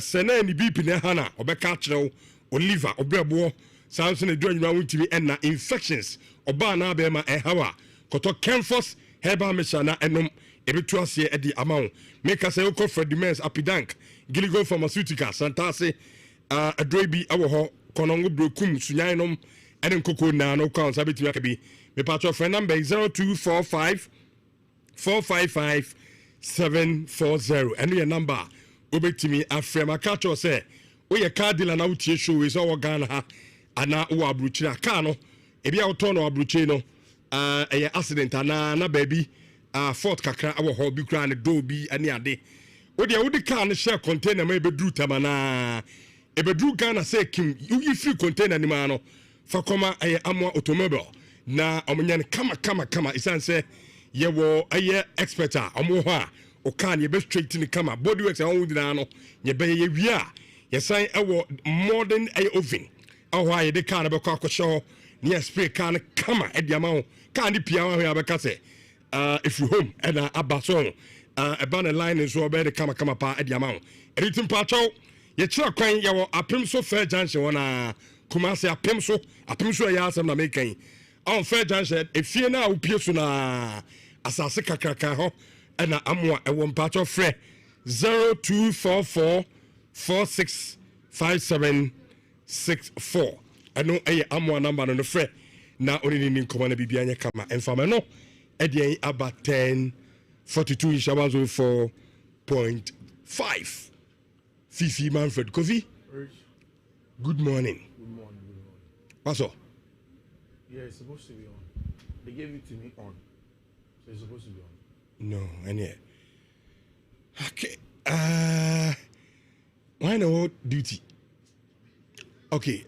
Tommy Mr. Brana, I be sure Fifi in everything in terms of time no. Eko pana fe yen started discussions no. And so club football my catcher say is back into also bet with the ambassador Abanaya Kinkai Eddie Ama Sylvester Menza. As well as all this comparison in football. I'm say Declan Rice and I ran to a friend say Moise Caicedo. You know, Gabi Becker and Juan Sevenana okay. I know about Kobe. Between the two, who do you think is the best midfielder currently? Between yeah, Declan Rice and Moise Caicedo. Moise Caicedo, man. Oh yeah. Any day. But people say even Osha starts in the crowd, Gabi the buy now. So be Buamani team. TV a winning game. Yeah. I mean, starting now is there. One way you bet me they start now side too. YouTube now Omom Medina Sababe. I say almost say when it comes to say Obi Asia goals and Nesani Mana, Declan Rice does it. Yeah. And he has been scoring in big games in recent times. Okoshe go our Santiago Bernabeu. Okay, and done a famous free kick or the share. Real Madrid. Yeah. So goes there is he's there. But we see a midfield now, we can all round Sure. What do you mean film? Especially some argument there. You need to include Sanya Manina. I don't know be arguing. Ultimately Enkase is a bit for that so you to be using goals. As yastic, you better use it because Sanya Manina and no amount you're complete. It will be on this argument in the Babano. I think on your far from right. And Kofi Bamia say be I say Edem. I say Edem. But no say ne Edem. Samu. Maybe our headset ni free. Yes, yes, Shemi. Senior, so one really has a obo Ugu boys na anima on live radio. Me abuni di nti fifo nyam because to me ni madwuma. Ene to me bia na I think where you mum na from kakra. Bia no ntina. Don't be one. And I okay. So omu ye does say is okay. Me is okay by me. Omu butie na omu ya. Bomb say headset na so so wo Philip and na open high. Enya sa. Say entina say enkoya me hunu ha no. Okay. So what I say? I don't for monitoring. I hope so press me neck no be. Say neck press. You want you ya you na Moses and Liverpool never. We can money Liverpool. Okay. Money Liverpool. This is a Liverpool for need drum say home. Say any players don't prepare and crowd be a back. Liverpool. Now don't play a Benny Brian. I mean say me who call social media as well. I say Liverpool players don't prepare no. Be a back now saying so. Liverpool team we. Team Chelsea team Arsenal. Yeah, Chelsea ya man for ye no me no mini bob ye che na ende. You didn't share in the proper position. Just 2-1. Aye. First half near game no. We watch. Yeah, game first half. Every man record in them. Oh, Kofi. We say every man record in them. I don't know. Record like a football no. Eh, dia munya my record. Game ye started 11-11. And I will play according to who your man red card. Red card am mana. Ebem. It's your red card be man is now. Baby, red card with you. So who cast a red card be me when you me problem. But some person who use you and us. And we went to them by a shame. Red card be. Red card be bem. 2 red cards. And I was two red cards. Referee come up there for my mom fast 2 minutes there mama. And I'm to ask am you here you are. Liverpool team. Liverpool. You be mom wo to this weekend. Liverpool no na. Oh, Kofi ja. Me see team bia in the Premier League. Obama Chelsea be show bia e chwa.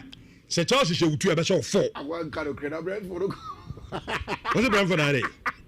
Oh, serious? I'm telling you. Now Brentford. Team Bia in the Premier League. Obama Chelsea special. So Chelsea show 2 special 4. Now Brentford who team share Brentford. Some men are okay. Who team share Brentford? Yeah, but Brentford and son and Bob Brentford. Oh, yeah, no cray. Yeah, you can't Bob Brentford. Who was over done no? Who was done no? I cry me say. Team Bia Obetra Chelsea special. So when you hear about Bishia, and French show team show between Manchester United. Brentford show 3-1. Hey, and United pass there. Mo masters ni. Ya contract break but what's over your be. Today. Yeah, they come bia o. See over your be sa na afidi e. Asabato.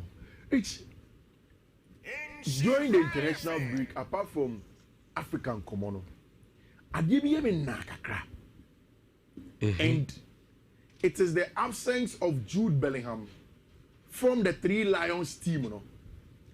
The fact that Abrantia friend Jude Bellingham now we're free some slight shoulder injury are retaining just by the time now Omobabe international bakery is a Tommy well for time I'm me boss so Na e fom. no I say there no no me boss so Anya he. e manya no Tommy na gade Oje ai FIFA club ho ahwani. Onfa nipa anya bi ntu de enko. Ko di bonsu ya we umu nipa. Bonsu ya. Ele je o ka ri as busy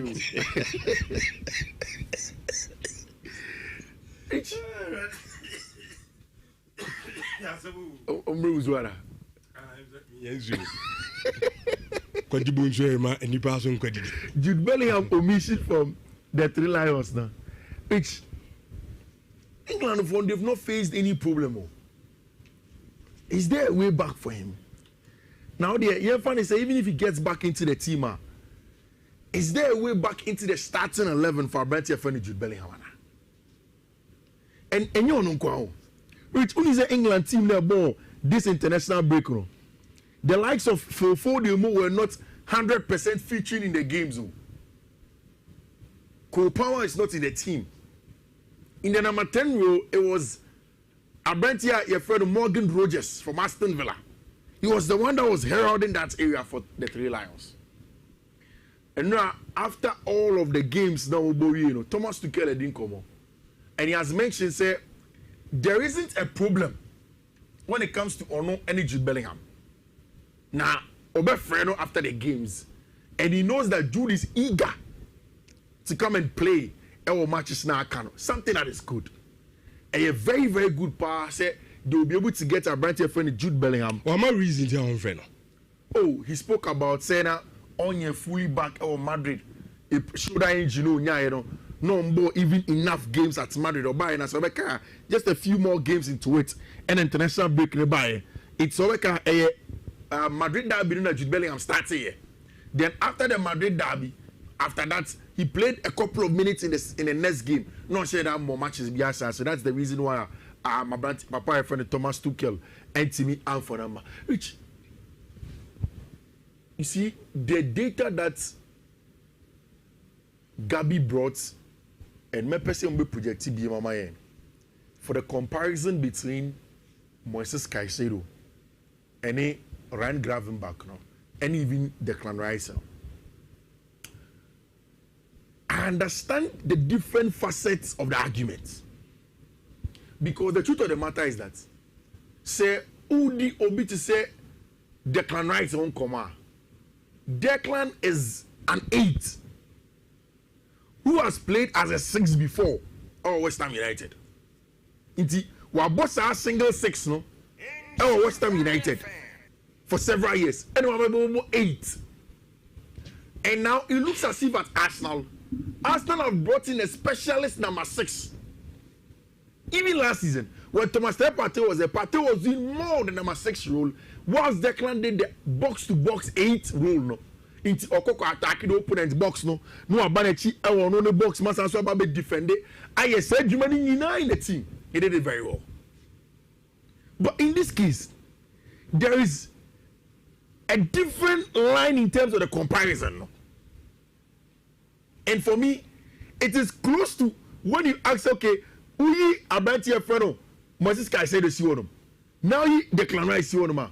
there are certain parts of their games that they can never reach Moses Caicedo. But there are also certain parts of Moses Caicedo game or yeah, they know. And I don't know me creating an analogy beyond say when you describe midfielders in that holding roller, there is a reason in here you see the word holding. And I created an example for you the last time using a sheep air donkey.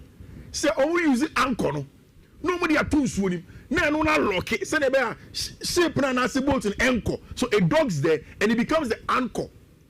And the anchor and as a pivot of the team. So, in the specific role of being a pivot, Moses Caicedo is probably one of the best to destroy, win the ball back, interceptions, almost all of that. Now, baby Ama, for me, I've always known Moise to be that. Baby Ama Moy gave no accord the next level.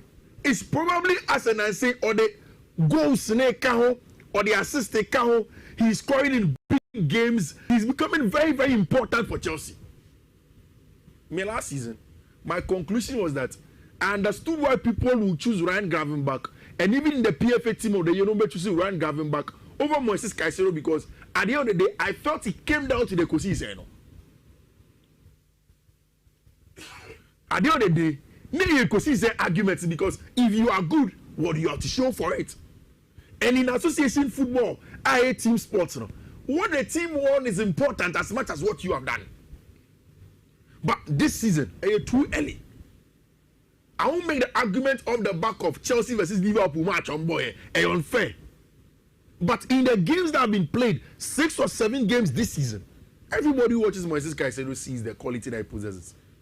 Obi Osho the Clan, share the quality that he possesses. I've seen a lot of Paul Scholes, Mo, Gary Neville to see Moises Caicedo. I've heard the likes of Karagada says that it's going to be Declan Rice because Declan adds something small to his game. I kept on wondering, what is the something small and Declan and the Cajon? But of course, I mean, it's about season every year, and then we'll have the conversation about who is it or who is not it. So now, yeah, conversation. Who say ye didn't come bia? Yeah, ye lay preamble. Yeah, say the hold up role. And come on, ye did ya, no. Because me say the moment I did the best method of a banner. So I've been a movie from so you hold up. Exactly. So it's a general conversation. A very general. That's what I tell you. That. And I make a choice say, who your arguments now? The arguments can be based on a lot of things. That's it. It now yes, started the record straight. Dear pan on person more yeah.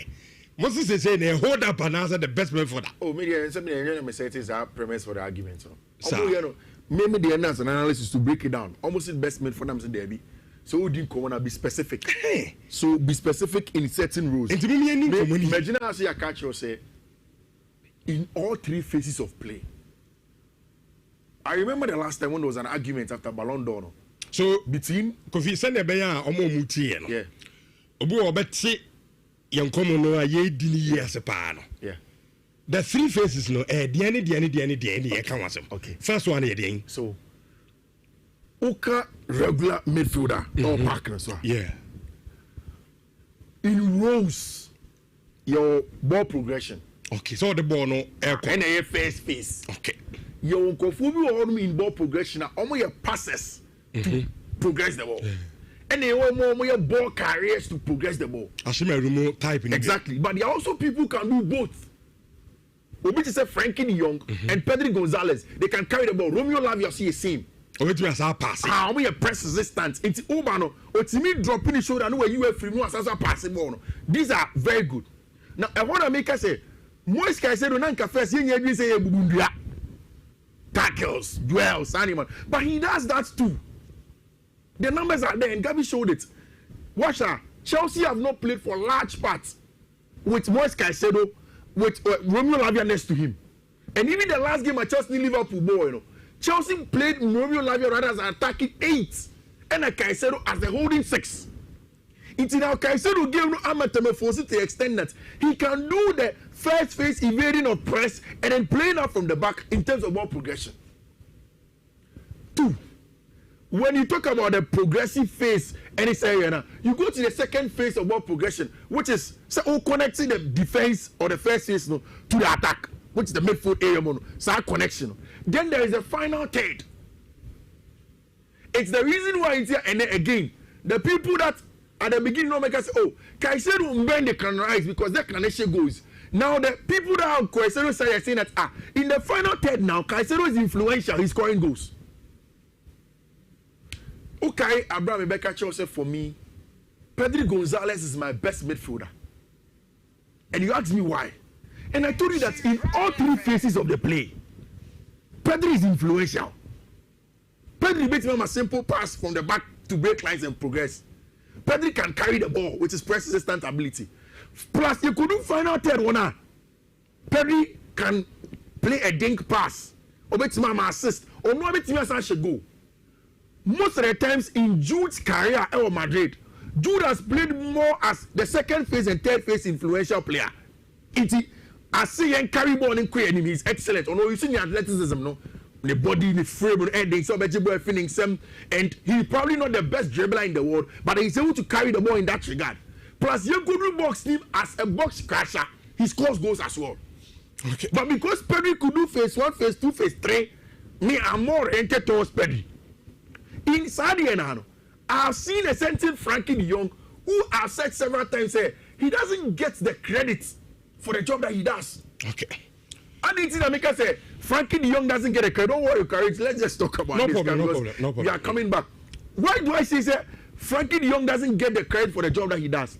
Because, Rich, in the job that Pedri does, come round. Frankie does the last part of the defensive side. It was a structure needs to press quickly, counter press, win the ball back. Say, Bukema, Frankie is usually the one at the base. But onye Caicedo, onye bubu, onye dingrigisa. But omuno, like Thomas Partey said last season, or you see the cognitive ability in the positioning. Same for Sergio Busquets. Busquets will not come and aggressively heckle a player of the ball. But baby, you may reading game no ejinano. Ubanabudo the 9 years for him. Because these guys are almost a second or two ahead of the game. Rich, the faces are there. But what you want? Obi said Ryan Gavin, but Rich, Ryan has all the skill set, all the profile, all the attributes to be the best midfielder in the world. Because now Ryan Mbas is 6-0. Maybe because he had gone through the Dutch education of football in Italy, he had learned those rules. But at Bayern, when he went there, it wasn't to be a 6. He went there to go and be an 8, box to box. Because the whole day, Obetimi athletic, Obetimi Kwaba, Obetimi cover ground, you come and score goals. He's physical, Obetimi boheaders, or she goals so. But under Anna's squad first season, when Anna did not get the players that they wanted, and even at the Jurgen Club the last season, when he didn't get the players that he wanted, he forced to play Ryan Gavin as a 6, a holding. And allowed Alexis McAllister to do the job next to him. Until every time he will do the 8 box to box, but back to was a holding 6. So interesting. A lot of things can influence them, and then a bit near Jude. The pendulum may swing over 6 months performance of another player. Yeah, quite the hodom, and that's the beauty of football. Which at the end of football, then it's a perspective. And perspectives make great men. Exciting. So obi the yen say me who ni say Pedri say me who ni say because me go for Mekai after Ballon d'Or it who say the best midfielder Pedri in my opinion. But somebody asked me this question after Ballon d'Or Vitinha was in the top 3. I didn't know Pedri him. So yes. Exactly. But Rich, even with that Vitinha is a small player. Say Yembambe pre-born on Combe, Yen retaining possession. I'm boss our players now maintain the player be it seems for Mumu. Almost 6 no Nyaji board was peg. 6 of peg first was on Yadi. Senior man menu. O Nyaji board and about peg. Peg also the Unya in our 6 don't yasi peg as why we man so him go shepa. WTC peg. Oh dancing be.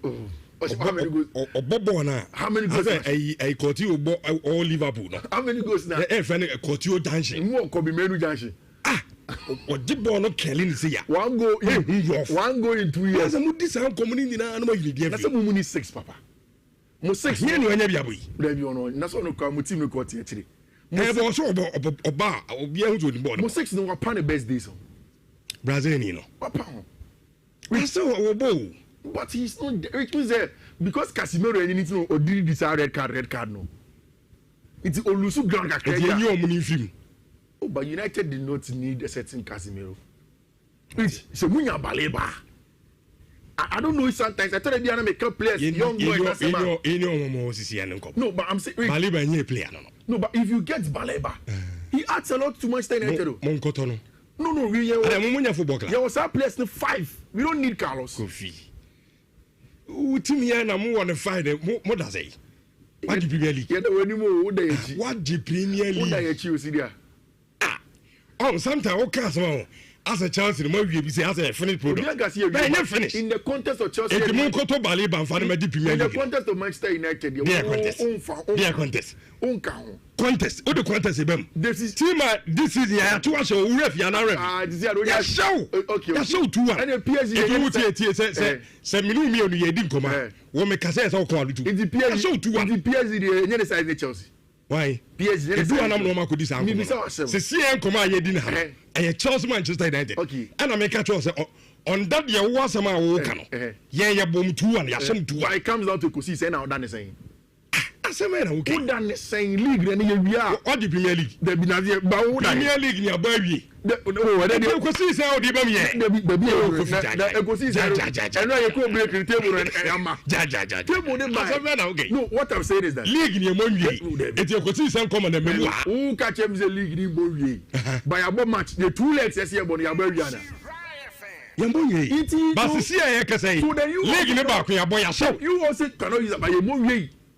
And this is a match is never league in your Mobiana. Yeah, Mobi.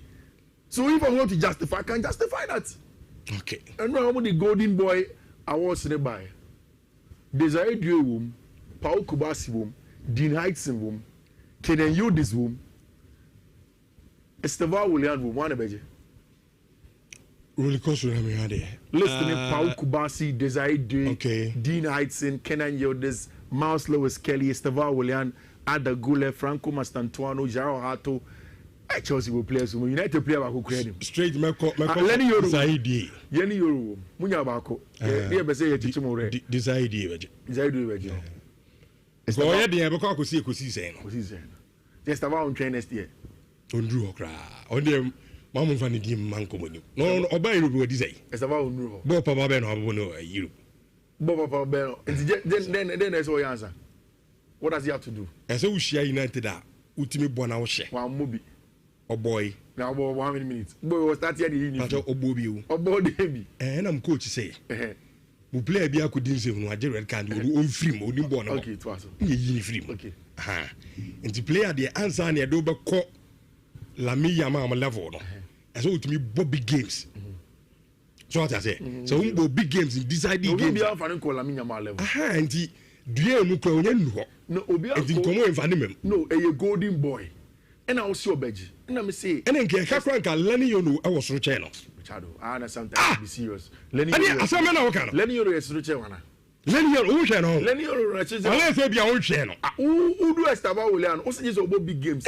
Now, about Lenny, you're a Champions League, Chrome will be my United. That also say, as on own channel. Only what's the son go personal. Muko German, Muko Jay. A co German, you lose 3-1. I lose 3-1.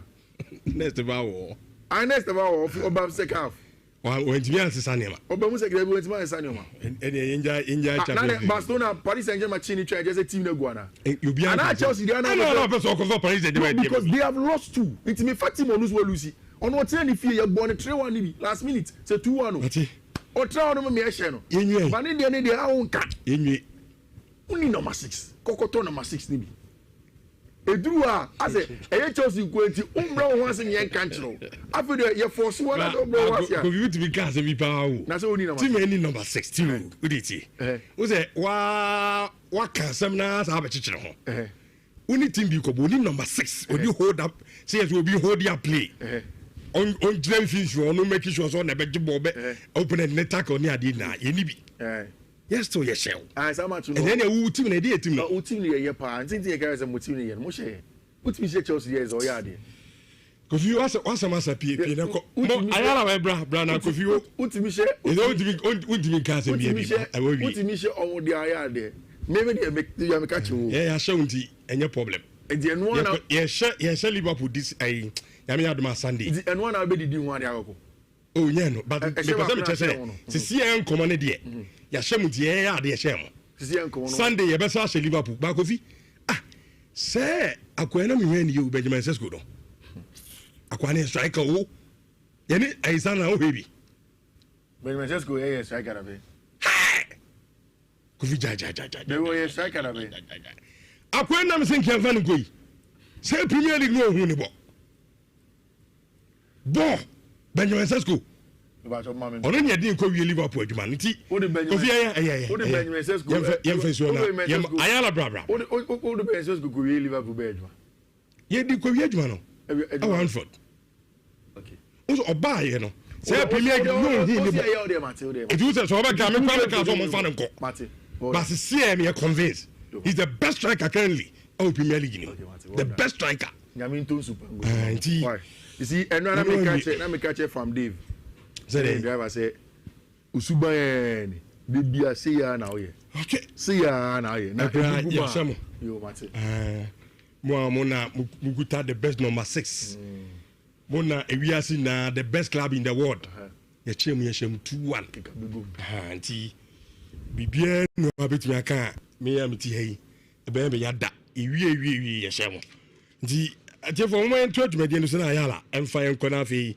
yenya kwamra fi me di efi nkomo no na answer commanding and engineering training school se bra obo asese sia me kasa ibra na bia odum ni se obewura me into mining and construction abra isan se omo titi di pa bibre me kasa yi omo mo call mining ko yo mo so mo di wura construction no omo so di wura down track forklift obe ye be chow se di titwe no eba bako grader bulldozer excavator no ndi na akwanya da ho sirimas no wawie ya the word fabrication so be kan ho so to be you to so abene pa ewo eye adwumanim owie ya so ne the set e de ama ho ye ne so ye be make sure say ye be pe a company a obe attach yourself to na owie ne adwuma so ene omafo adwuma na oni omo so no etimi aye adwuma mpato 200 cedis na the adjo forms kama na se won so school no afedie akwan wanim okọ no akwakusua me pato ye wo oboase zongo ebia wo fra chichi na wo ba oni problem your hostel kase pa wa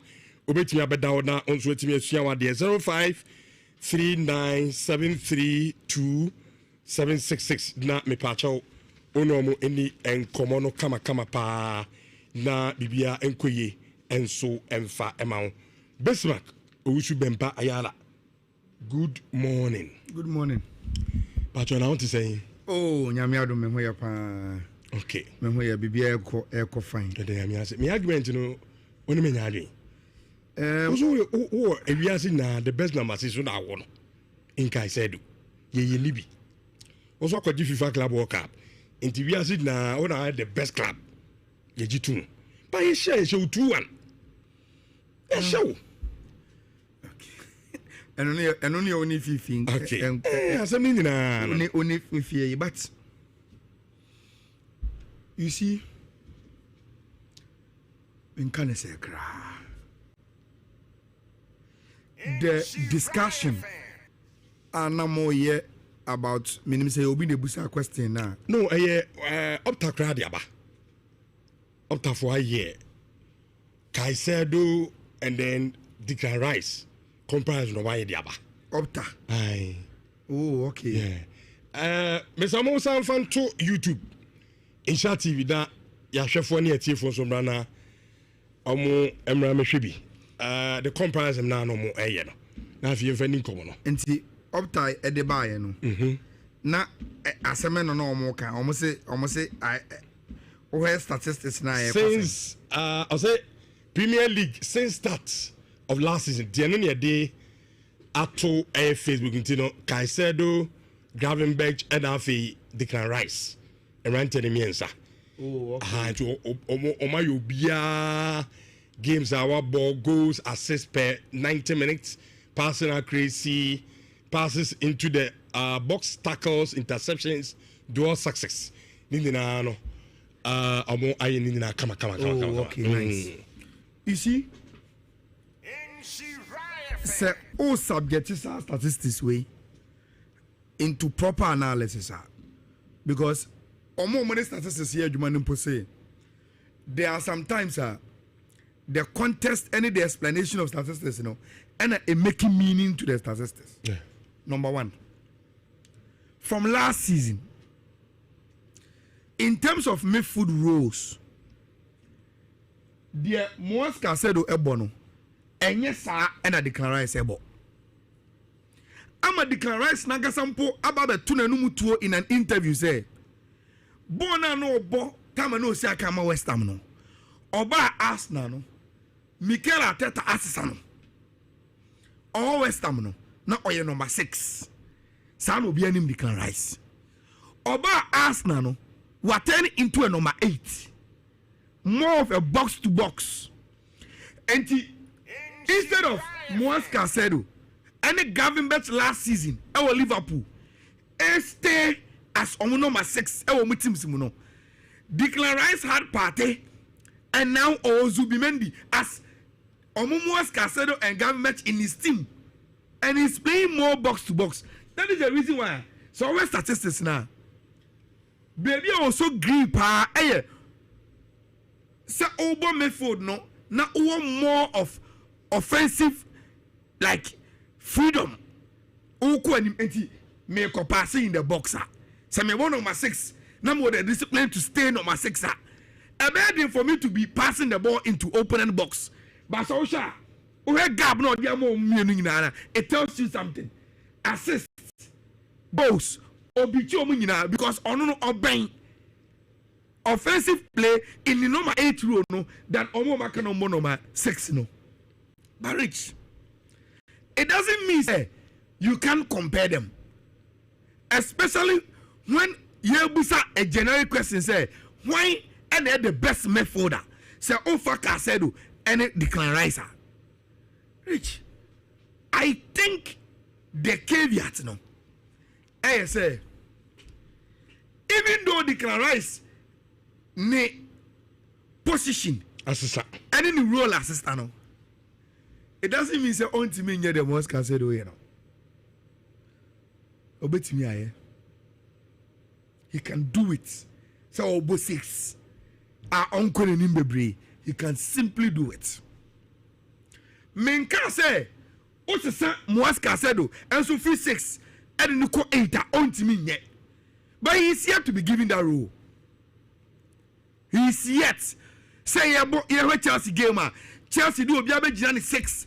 No, I can't tell Moaz Casedo say, oh, this time around, and I say for some consistent games, Kobo 8. Onyanyemi yenhuye.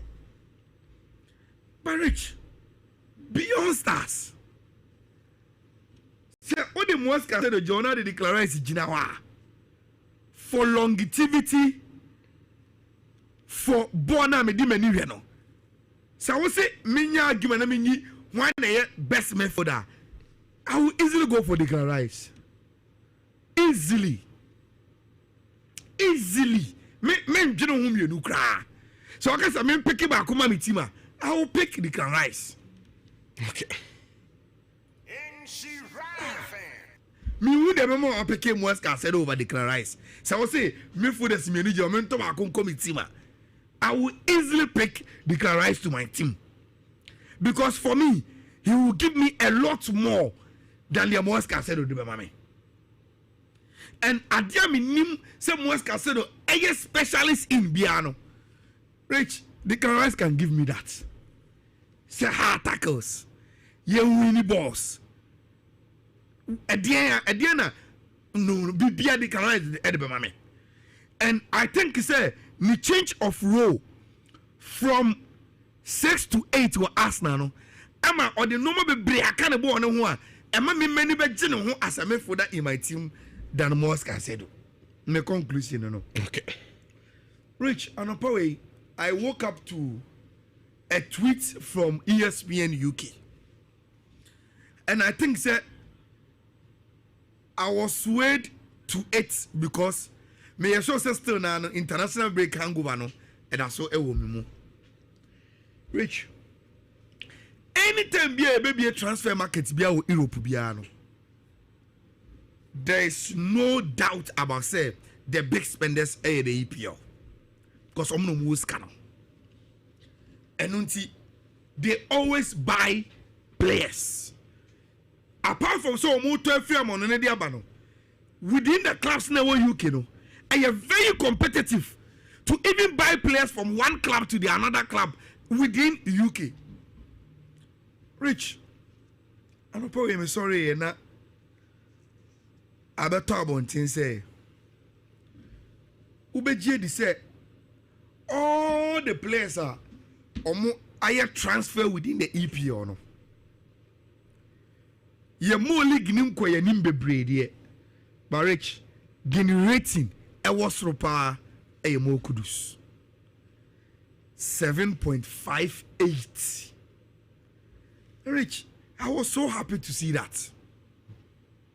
Unse World Cup ya qualify ye nyina. Rich, adia bakwa ema Ghanaian football fans any stakeholders. Ye ni just Ghana qualify. It's not say ya kwaje World Cup no. But a chance say you better Ghana football to the world. Yeah. Now you play a bia o si akan our amanoni biano. It's an ambassador of carrying the football, Ghanaian football to the world. And the Rich, sir, o sorry anopa. Na ye ka say transfers are ye wo England nyina. In terms of rating, and so we rating now, Rich, look at the players. What team? There is Jack Grealish already watching player of the month Bako in the EPL already. There is Hugo Iketike. Obeye Saga, Weberton. Look at the amount of money Liverpool spent on Hugo. Zubimendi. Granit Xhaka. Yes. There is João Pedro Ekitike. Yes. Rich. Omunyina no yesi more kudus. Impempering players are they were subject of transfer. Omu team either say I'm on a team ever EP on him and now within England you talk from one team to the another. Premier League kakana ya bona abisi samre no. He is the top rated player. Now Rich Unimadia, a Masadi way, a very, very good. Now, saying transfer market, na say. And yen some job from po, yen timin come about Sikaya, the Toby, and whether the value outrageous and I say, okay. They say, I say, okay, oh, look, forget about price tag. And if a modern mono will tell us whether business now, not a good business and also a bad business. Rich, when you see something like this, the conclusion and say, then you can say Tottenham Tomuto Kudus. It is paying off. Even without looking at the price or money to Abrantian. And once he's a Ghanaian, it projects say Ghanaian player be or baby. Not see a certain value be to the you say, oh, okay, you hear Kudus Mummy Antoine Semenyomoa. That's a Casagana ni play in Boba. It enhances Sadiano. When I saw it, not many Ajepa, which my last one. And some come away, me no near Tifonia Nebidi. Rich impemprei. See about walk up na, Senkanen and Cable walk up na. Country Benemeje.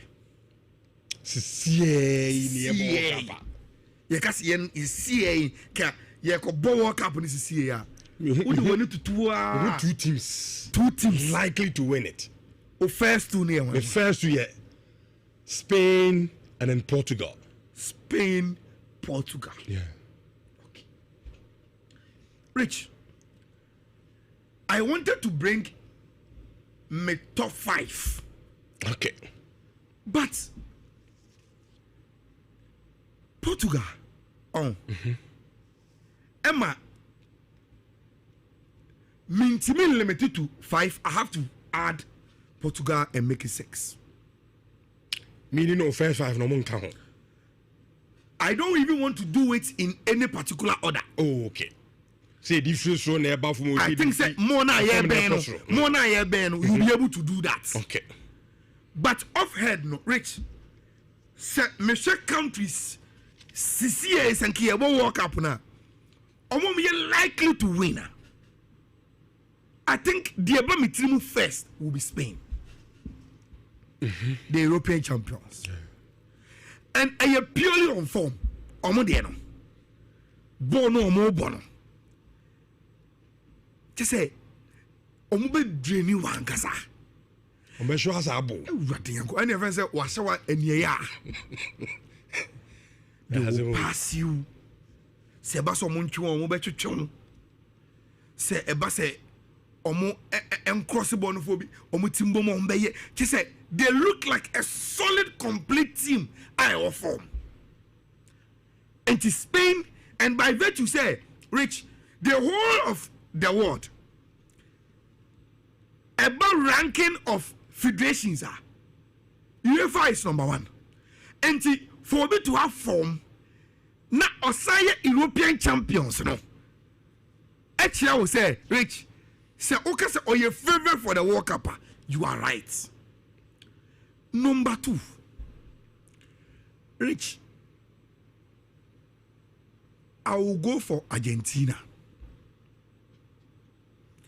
1, omo defending champions.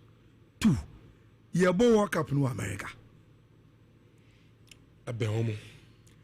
And they will come and support. They will come and create atmosphere. And so what's the record of the World Cup? Anytime you have a World Cup in America, Rich, they do all American teams, you know, whether it's South and also North, they try and make sure say trophy no will not go to Europe and I say baby and for Argentina to be defending champions.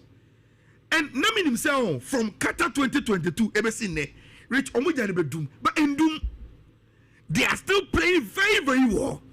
And as Africana, Lionel Messi Aircon, Afena other players, Mr. Julian Alvarez, any Martinez, Molutarobo. I said now they are saying, oh, senior man or and they are taking the responsibility well. And I will add Argentina to it. Okay. Rich, then I will add the last World Cup finalist, France. CCA, so I have France team now, and yet, but Rich, Sir Didier Deschamps, go through from now with some friendlies behind some games be about now Otiminian and Formula year with the kind of players no one you can never underestimate France. And it is one of the reasons why Sawasha, Rich, Nancy, Wakabia, France, they seem to do very, very well. Say Mbappe is our form. She Mbappe, she Olise. Rich, you look at their team, she Tura Money, they have a very, very good team, strong one. And I will add France to some top 6, you know. Rich, again, for say you World Cup no America, I'll bring in Brazil. US 94, they won it. And that was the last time USA hosted World Cup final. And Brazil factor, no, apart from say you America, not the be a ball home yard, you know. Rich, I also think Ancelotti at the home make it to Fufurobi, their friend fresh breath. And rap Brazil for him. And when you watch them play, they are getting some few things right. The only problem of Brazil was CA and say, Rich, they still have to depend on Luis Casemiro, Enrique Casemiro. And so when we game against Japan, money idea, you could tell say, so your team, Rich, very, very quick in their transitions because their balance is loose. And Ancelotti say, so Osho Brazil players who we are seeing now, he still doesn't have Obia. Oba book Casemiro to number 6, you know, and we're not watching it. All right. Rich Maka saying, because I want to wrap up. What can 4? Yeah. My last 2, number the Manuesi. 1 England. Okay, the Three Lions. Yes. As a football ebenya bahum. Me say make England there. But you see, oh, but Jan cried what you England. Yes. Was England a budget World Cup? You see, Rich. Nancy England semi-finals no more kokono. Ewo Euros in the World Cup no. A child one thing. Say they have the players to now compete. They are coaching. And I believe there is a certain story there. Rich, it could be written. Unim say England, Ebabomwa, their greatest rivals are Germany. That is why till today, there are a lot of English people they don't even support the Three Lions again because say a Germany and a coach English national team now. Rich, sometimes the story in football. One way World Cup 2026 you come back and say England appointed Omo enemy as Omo coach and he has broken their genes for them after 66. Yes, it could simply be a story. Simply, so we will be a football yen in Yomana.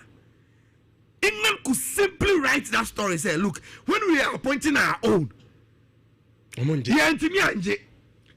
we decided, say, to go to our rival Germany and bring in a coach from there, he came added coaching, and now we've broken it. Now, Rich, my last obviously will be the Portuguese team led by Cristiano Ronaldo. Look, Rich, unim say unya time na say oka say oh yeah, player for player analysis. Portugal are the best players when it comes to international football. Okay, I'm telling you. Who players who? I've done this before.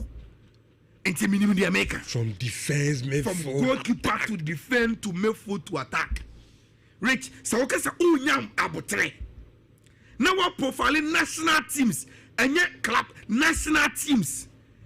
Any dual players Rich, it is Portugal.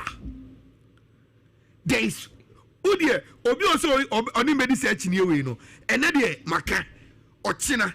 Onyan to boss no kika no man boom. Now I'm presenting a team. Now yes our debate no.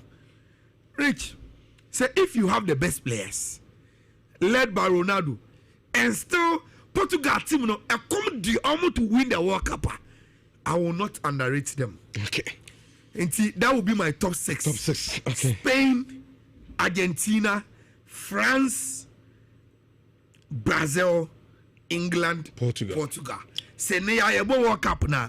Maybe BNC, Rich, I tip this country say Bako and I ebeje the World Cup now. Well, I'm sure because I say I'll go for Spain, Argentina, France, England because of Thomas Tuchel, Brazil because of Carlo Ancelotti. Okay. France, I say Spain, Argentina, France, England, Germany, Brazil, Portugal. Portugal, I say I knew because of Barcelona, Ayala, my boss, who choose Spain and Argentina over Ghana and Senegal.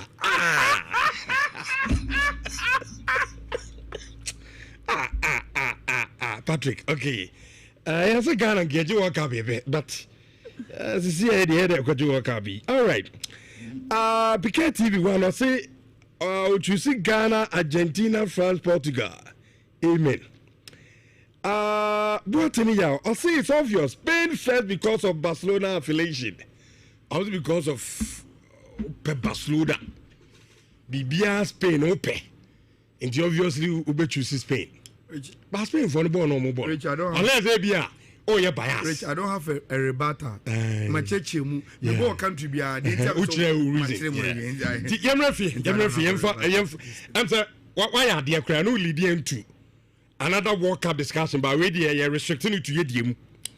Na ya be di Ghana in common after saying your qualification. No, adia ba kwa say ye di hun komo pa and say why no na yem form kobo World Cup no. Ebi mu so an ye fair players ni bi. Omo kan say omo mebo nti qualifiers no ma me bobi. Enti nipa ya fair na wa ma be bo de ye move on. no more boy and young form ko World Cup. It be so few say look. World Cup no a platform as so. Yes, I'm ranting no at a point I'm can so but more quality. See I don't can kind of team no I'm the some sort of a dear son could be kind team no at the World Cup level a bit me aboy.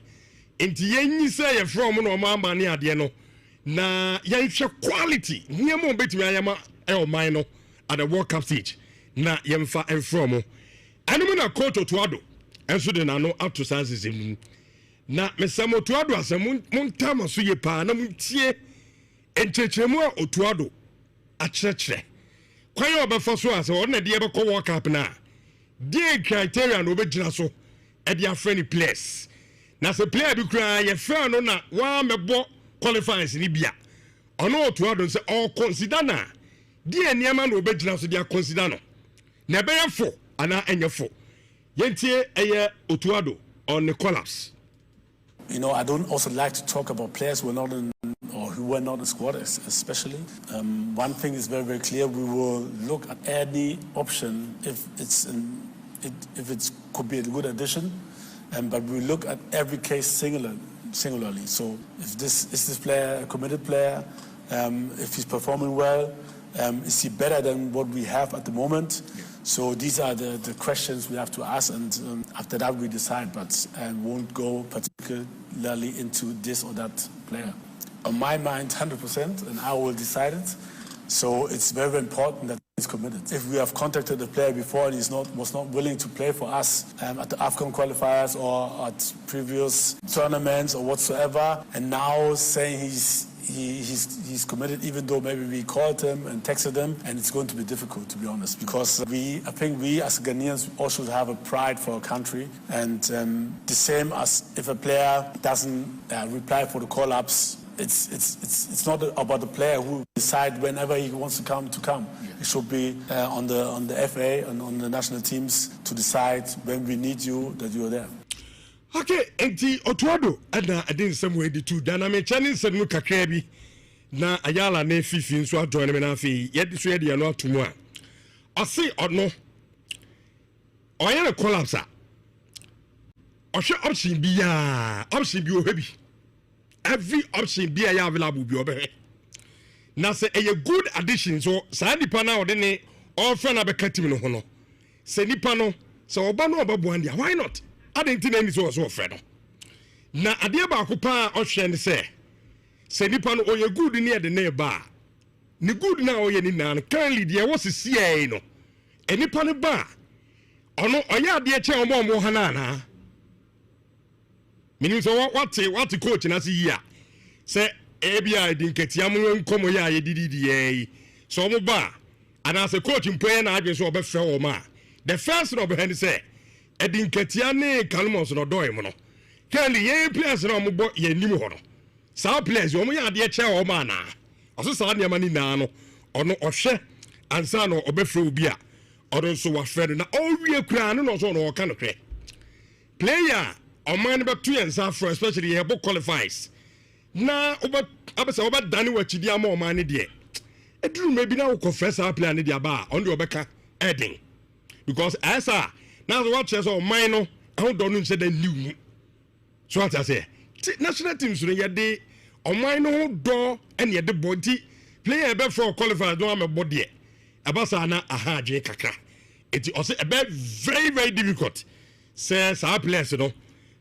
yebetimi enso afrom but utie coaching sem na o kana also be we every option be available enipa na ba na good addition there de na ba no omo no ya de chom sa ne mani nyina no obehwe na ode aye the collapse ne come ne doso ye be in 1-1 sa free na the copim Saturday no your back bi ho a oka aba ye ne targeter ono set di ama no World Cup na ye konso na de be kwa then players ben obe from say bia ye local players ni ade ombenya quota ni ade ni na no akasa for but then person ehwe na efinya me admo cheneko no ni edi san komuni na aya Otuado ne nsem no me person me start san come away from a certain angle be me I don't my stance as controversial, no.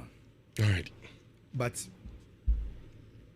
there was some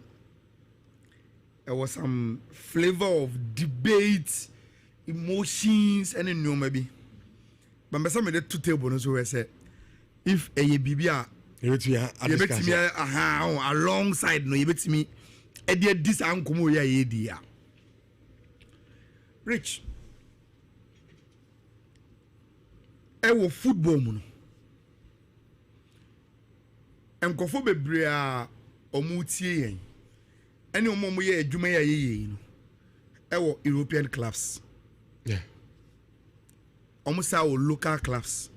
And by virtue so almost free baby nti almost supporting national team B. Nti me be say ye this ankomo we na me busa say se ni nyina ye footballer. Can we apply principles across board ana? That is the premise. Okay. Se ni nyina ye born na ye di a chire ye support ya. Ene your principles be or why you bet me apply no across board ana. Rich, in the context of Nkoya AD about some players bia ye gidi say ye bet me do Mamaka Ghana Blasters team no. Name enkofo enrezi issue say yala mum ye hwe ni ye na akwesa ya qualify ko World Cup ni nti. Na World Cup na akono na eye platform a ewo suru nti ana nkofo be sa afa die omo ba na omo ne Blasters ebedi djuma. Rich, how many times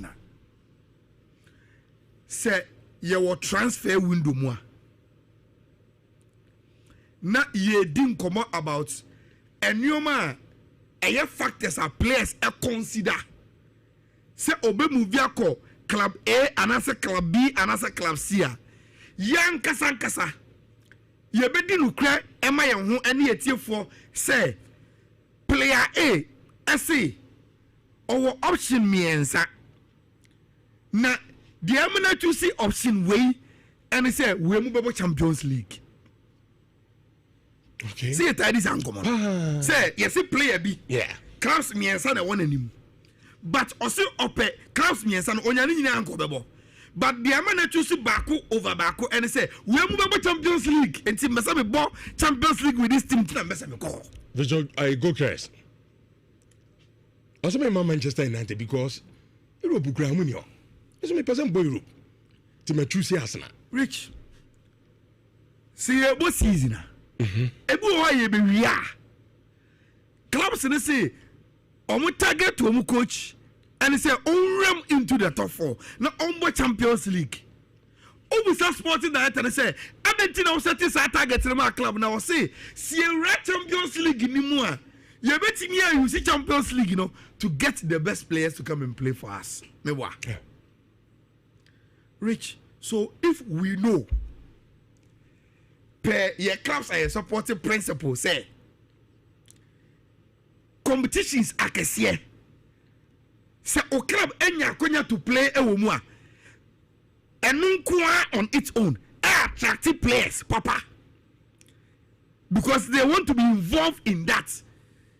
Na yanka da mintis obi I supporting Real Madrid, Barcelona, Chelsea and I say he say Argentina and the team ekwakoto player bia senkoman qualify ko Champions League and come ebo ma omo minisa ankoma me di what ya say minti da say bia wo rate say any of Victor Jokers and to sumo because mo Champions League, you know, say ochina bi man you qualify so ko Champions League na say yakofana na mo kona Jokers so me switch from Arsenal beba you barely hear any Manchester United fan obeka say Argentina fair qualify for Champions League, you know, and also nobody will do that. Say be any club level. That is why I'm saying say okay. Can we apply it across board or not? Okay. Because if it's a principle you hold, then you know say I sign a tier when it comes to players. Rich. Dear Kylian Mbappe. Eddie Real Madrid no. The point him so command the we. Tians also assistant manager of PSG. But when finally Real Madrid announced Omanya no. were they happy? Sure. Today, even Omo say, Omo they will be emotional about the subject. Abenton and respected Real Madrid some years back. Rich today, Oba now, or Bona, or Shena, or in the face of the club. Have they not thrown away those arguments? Because the ends justify the means. Sure. He is quality on any day. And whether we are in the past, but Oba, you know, I don't know what you know, say, oh, your quality is doing it. Into Rich. Asama Maki, is there a way to apply it across board and say, look, one of the things are qualifying for the World Cup at the black country. I said, I'm a country, you know, I am attracted to players who qualify for the World Cup. Obi Osada can be a full man Mubiano. We see you as an elite country. Obeso de no home batao. And the argument of you qualify for World Cup no, and as uncle for the best of mobile. Rich, is it not normal in football? It is so normal. Club the play qualify for Champions League. Players want to go and play there. You will play the Blomosio. I came here because of the Champions League. And what will be wrong for a player to say, I joined Blasters because no more qualify for World Cup. It attracted me to the country. Now, Rich, you funny say, player be eligible to play for France. And are you eligible also to play for Burkina Faso? Rich, if it is the player's dream to play at the Mundial, what will make that player choose Burkina Faso over France? The player will always choose France because France will give him his dream to play at the World Cup.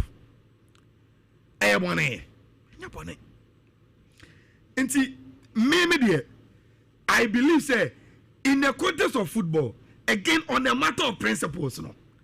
Sometimes we should apply some of the principles across board. But Rich, make sure there is a caveat to be when it comes to international football. Mm-hmm. And I love the way Otto put it. Otto is saying, say, of case be a case by case. Name no idea bako be say one. Player na oba improve your Blasters na a good addition na. Yes, a fundamental to be. Number two, in engaging the player the commitment to the national team no sign a CTF because there's an interviewer or say in Pempe Blasters na no in Kabom Womu Papa he mentioned it. Or see there is unity in the Blasters and he doesn't want a foreign material to come and it will affect the unity. If you say we do not say yabo qualifies we are for with naba yabo cup na me mama classical example shared by your senior colleagues and Diara. Ghana Kobo AFCON qualifiers. I think we play it against DR Congo also. Yeah, first squad. We called Kevin Prince Boateng. Yeah. Also a pra. Untimable. It's okay. Your boss are qualifiers in here 3 days time. Now your boy friendly. Oh UK. Then Kevin Prince Boateng came to camp. Oh UK. So we're back as a Blasters player and that he is ready to play. According to Sani, the players revolted against him. And yet, a man for no, players na. It is either anyone who go about friendly no. Na yen na yeko. And I see a stay, then he goes. And see, there is an element of commitment. Sure. That and you can say the agro. And autocratia or say we must position ourselves say yeah omaya yeah pride yeah when munyam ayanso ye bo ho ban until you can't treat us anyhow and just stand up and say oh afedie monyeme as you say mono munyo bia bisa no until I understand the two weights of baby a free battle. But Rich, I think Otto in his interviews our year and run gives a very, very good balance to the topic. Okay.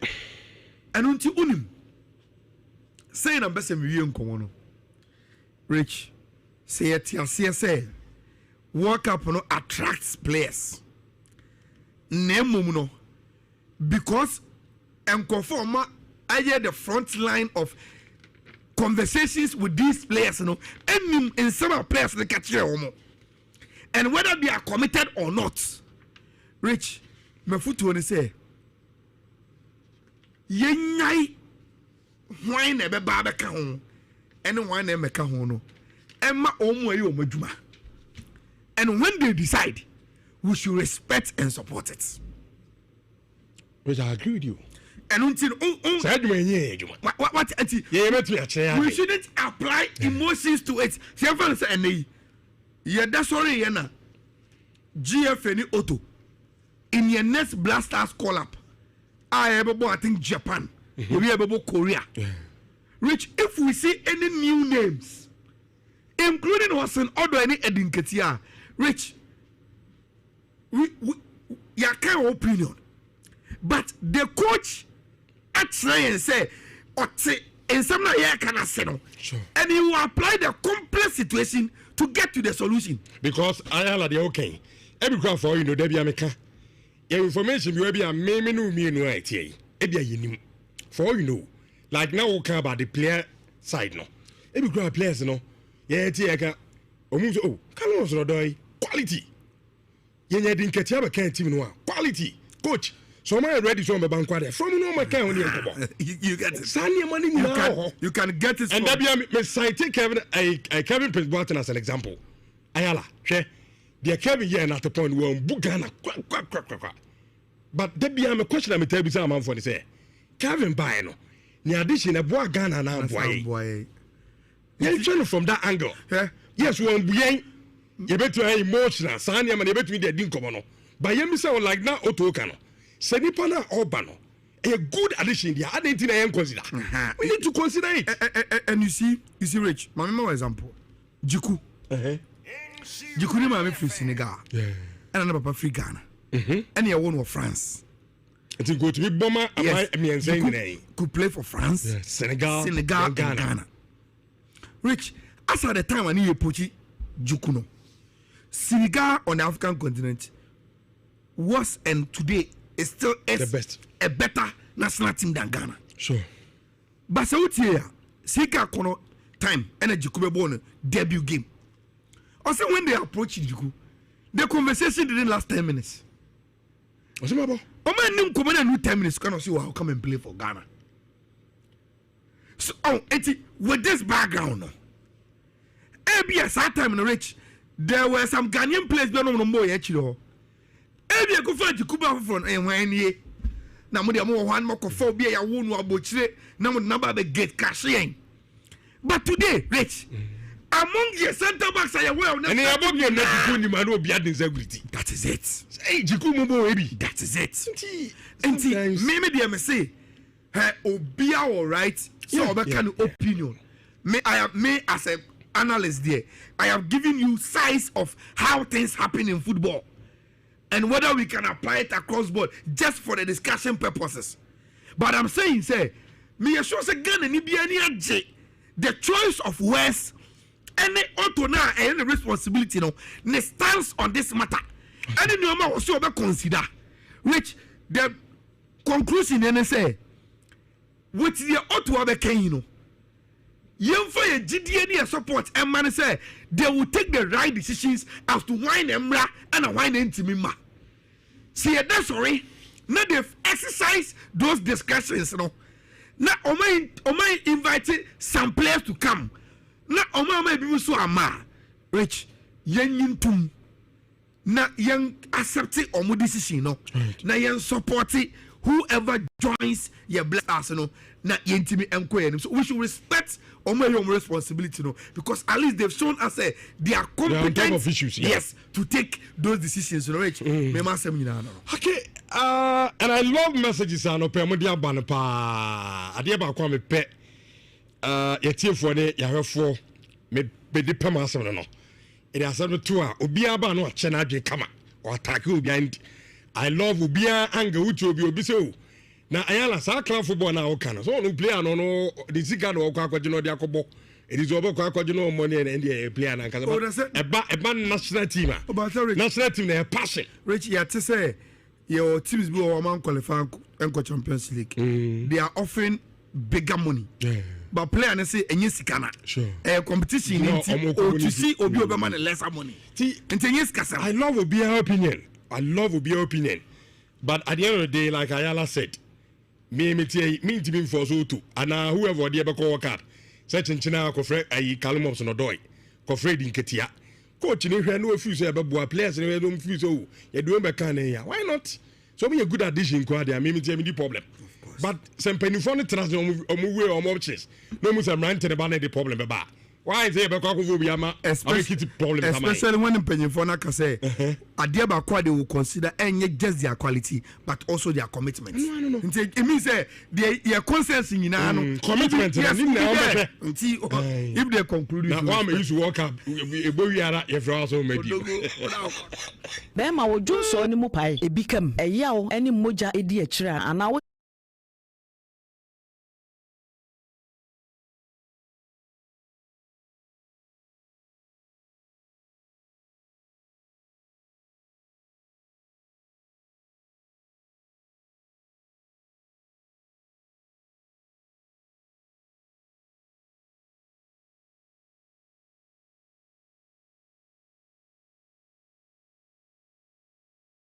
they are offering bigger money but player na say enye sika na competition o to see obi obema lesser money enye sika. I love Obia's opinion but at the end of the day like Ayala said they are offering a certain angle be me I don't term my stance as controversial no all right but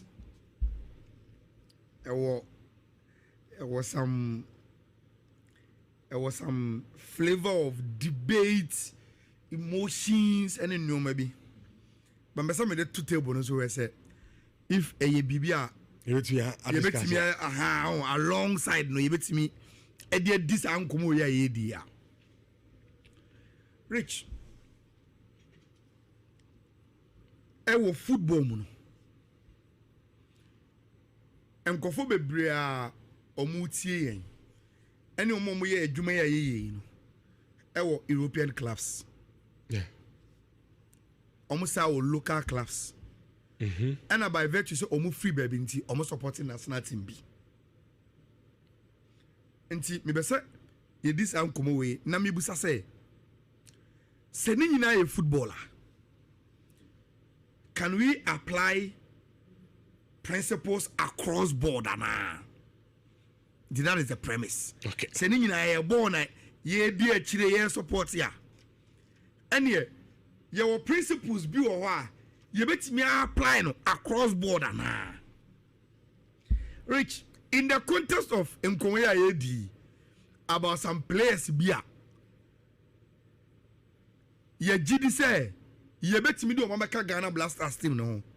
Name Nkofo enrezi issue say yala mum yenhwe ni yeo na akwesa ya qualify ko World Cup ni nti na World Cup na akono na eye platform a ewo suru nti ana nkofo be sa afa die omo ba na omo ne Blasters ebedi djuma.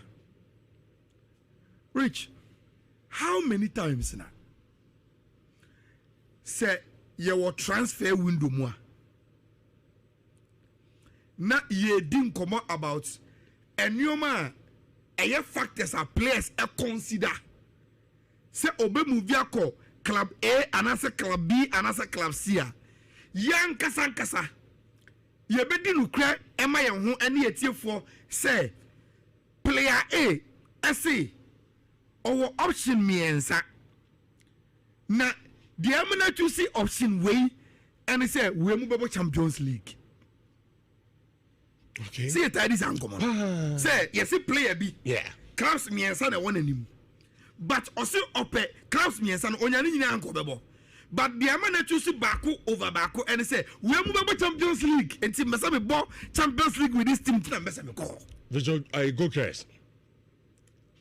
Also my Manchester United because Europe Gramunio. It's me person boy Europe. To me choose Arsenal. Rich. See what season? Ebu why you be we are. Clubs and say omu target to omu coach and say on into the top 4. Now on Champions League. Obusa Sporting Director and say Argentina was setting our target in my club now say Sierra Champions League ni more. You bet me you see Champions League, you know, to get the best players to come and play for us. Mewa. Yeah.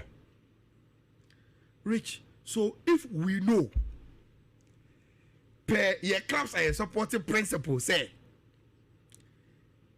competitions akesiye.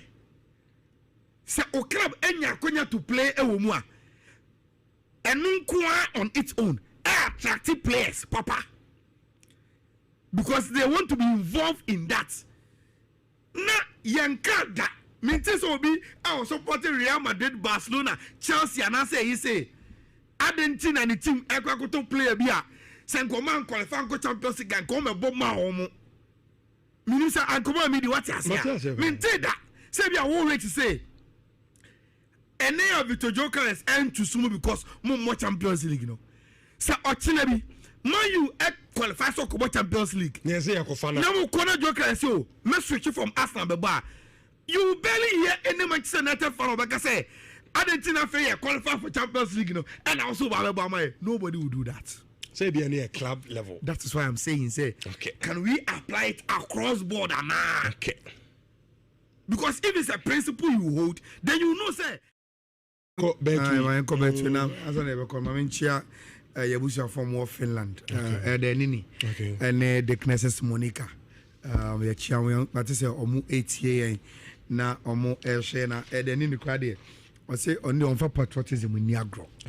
Until we baba so baba bogan and what she just na Yamani in Paconi who say or mine who dog and or de or say or de ebe say ye just na afin so near yard yai and my technical one to the right decision no emfa my better rewards about na better rewards in chime wom and say ucha bet e bet we na omo points. Into say sporting bet na ucho, say casino bet na ucho. Bet be a better bet we be a bet we say yama unquire say bet be a amount points. Now their points no amount and say your points are oh who know I debo abazu what your bet name no points who keke. Where your points are ubetimi converted to sika tambia upebia. And it's all 200 points are a 200 cities and no and and sano and every bia upebiano. Ubetimi convert sa points na odi anya usika sika no so be ka won sa de wanka sa wo pe na odi usika eye whether odi betwa beto ubeye gubotom de akopa adwane adio de odi beye bia eye wanka sa wona obechusi de odi usika ebe ye nti beto de kwa no mokoso mo bonka ye se enya agudie keke na na omudi na emom no wagudie na na omudi no eso mani na omo ebo wabaso e wo kwan bebre eso we beto nkwa and the Bemasa Akunyan, only 18 years Sakratwe onka ho, o Betty so I know Betty Ewo Nyansa Musebi. Betway almost get way more. Okay, insurance of 4.5 FM. Yan sorry, Yanko Father Casino, and remember your birthday quick. Na me call UK, na Marishe Rosemary a J or UK. And then a year, what the happy birthday to you. Oba fe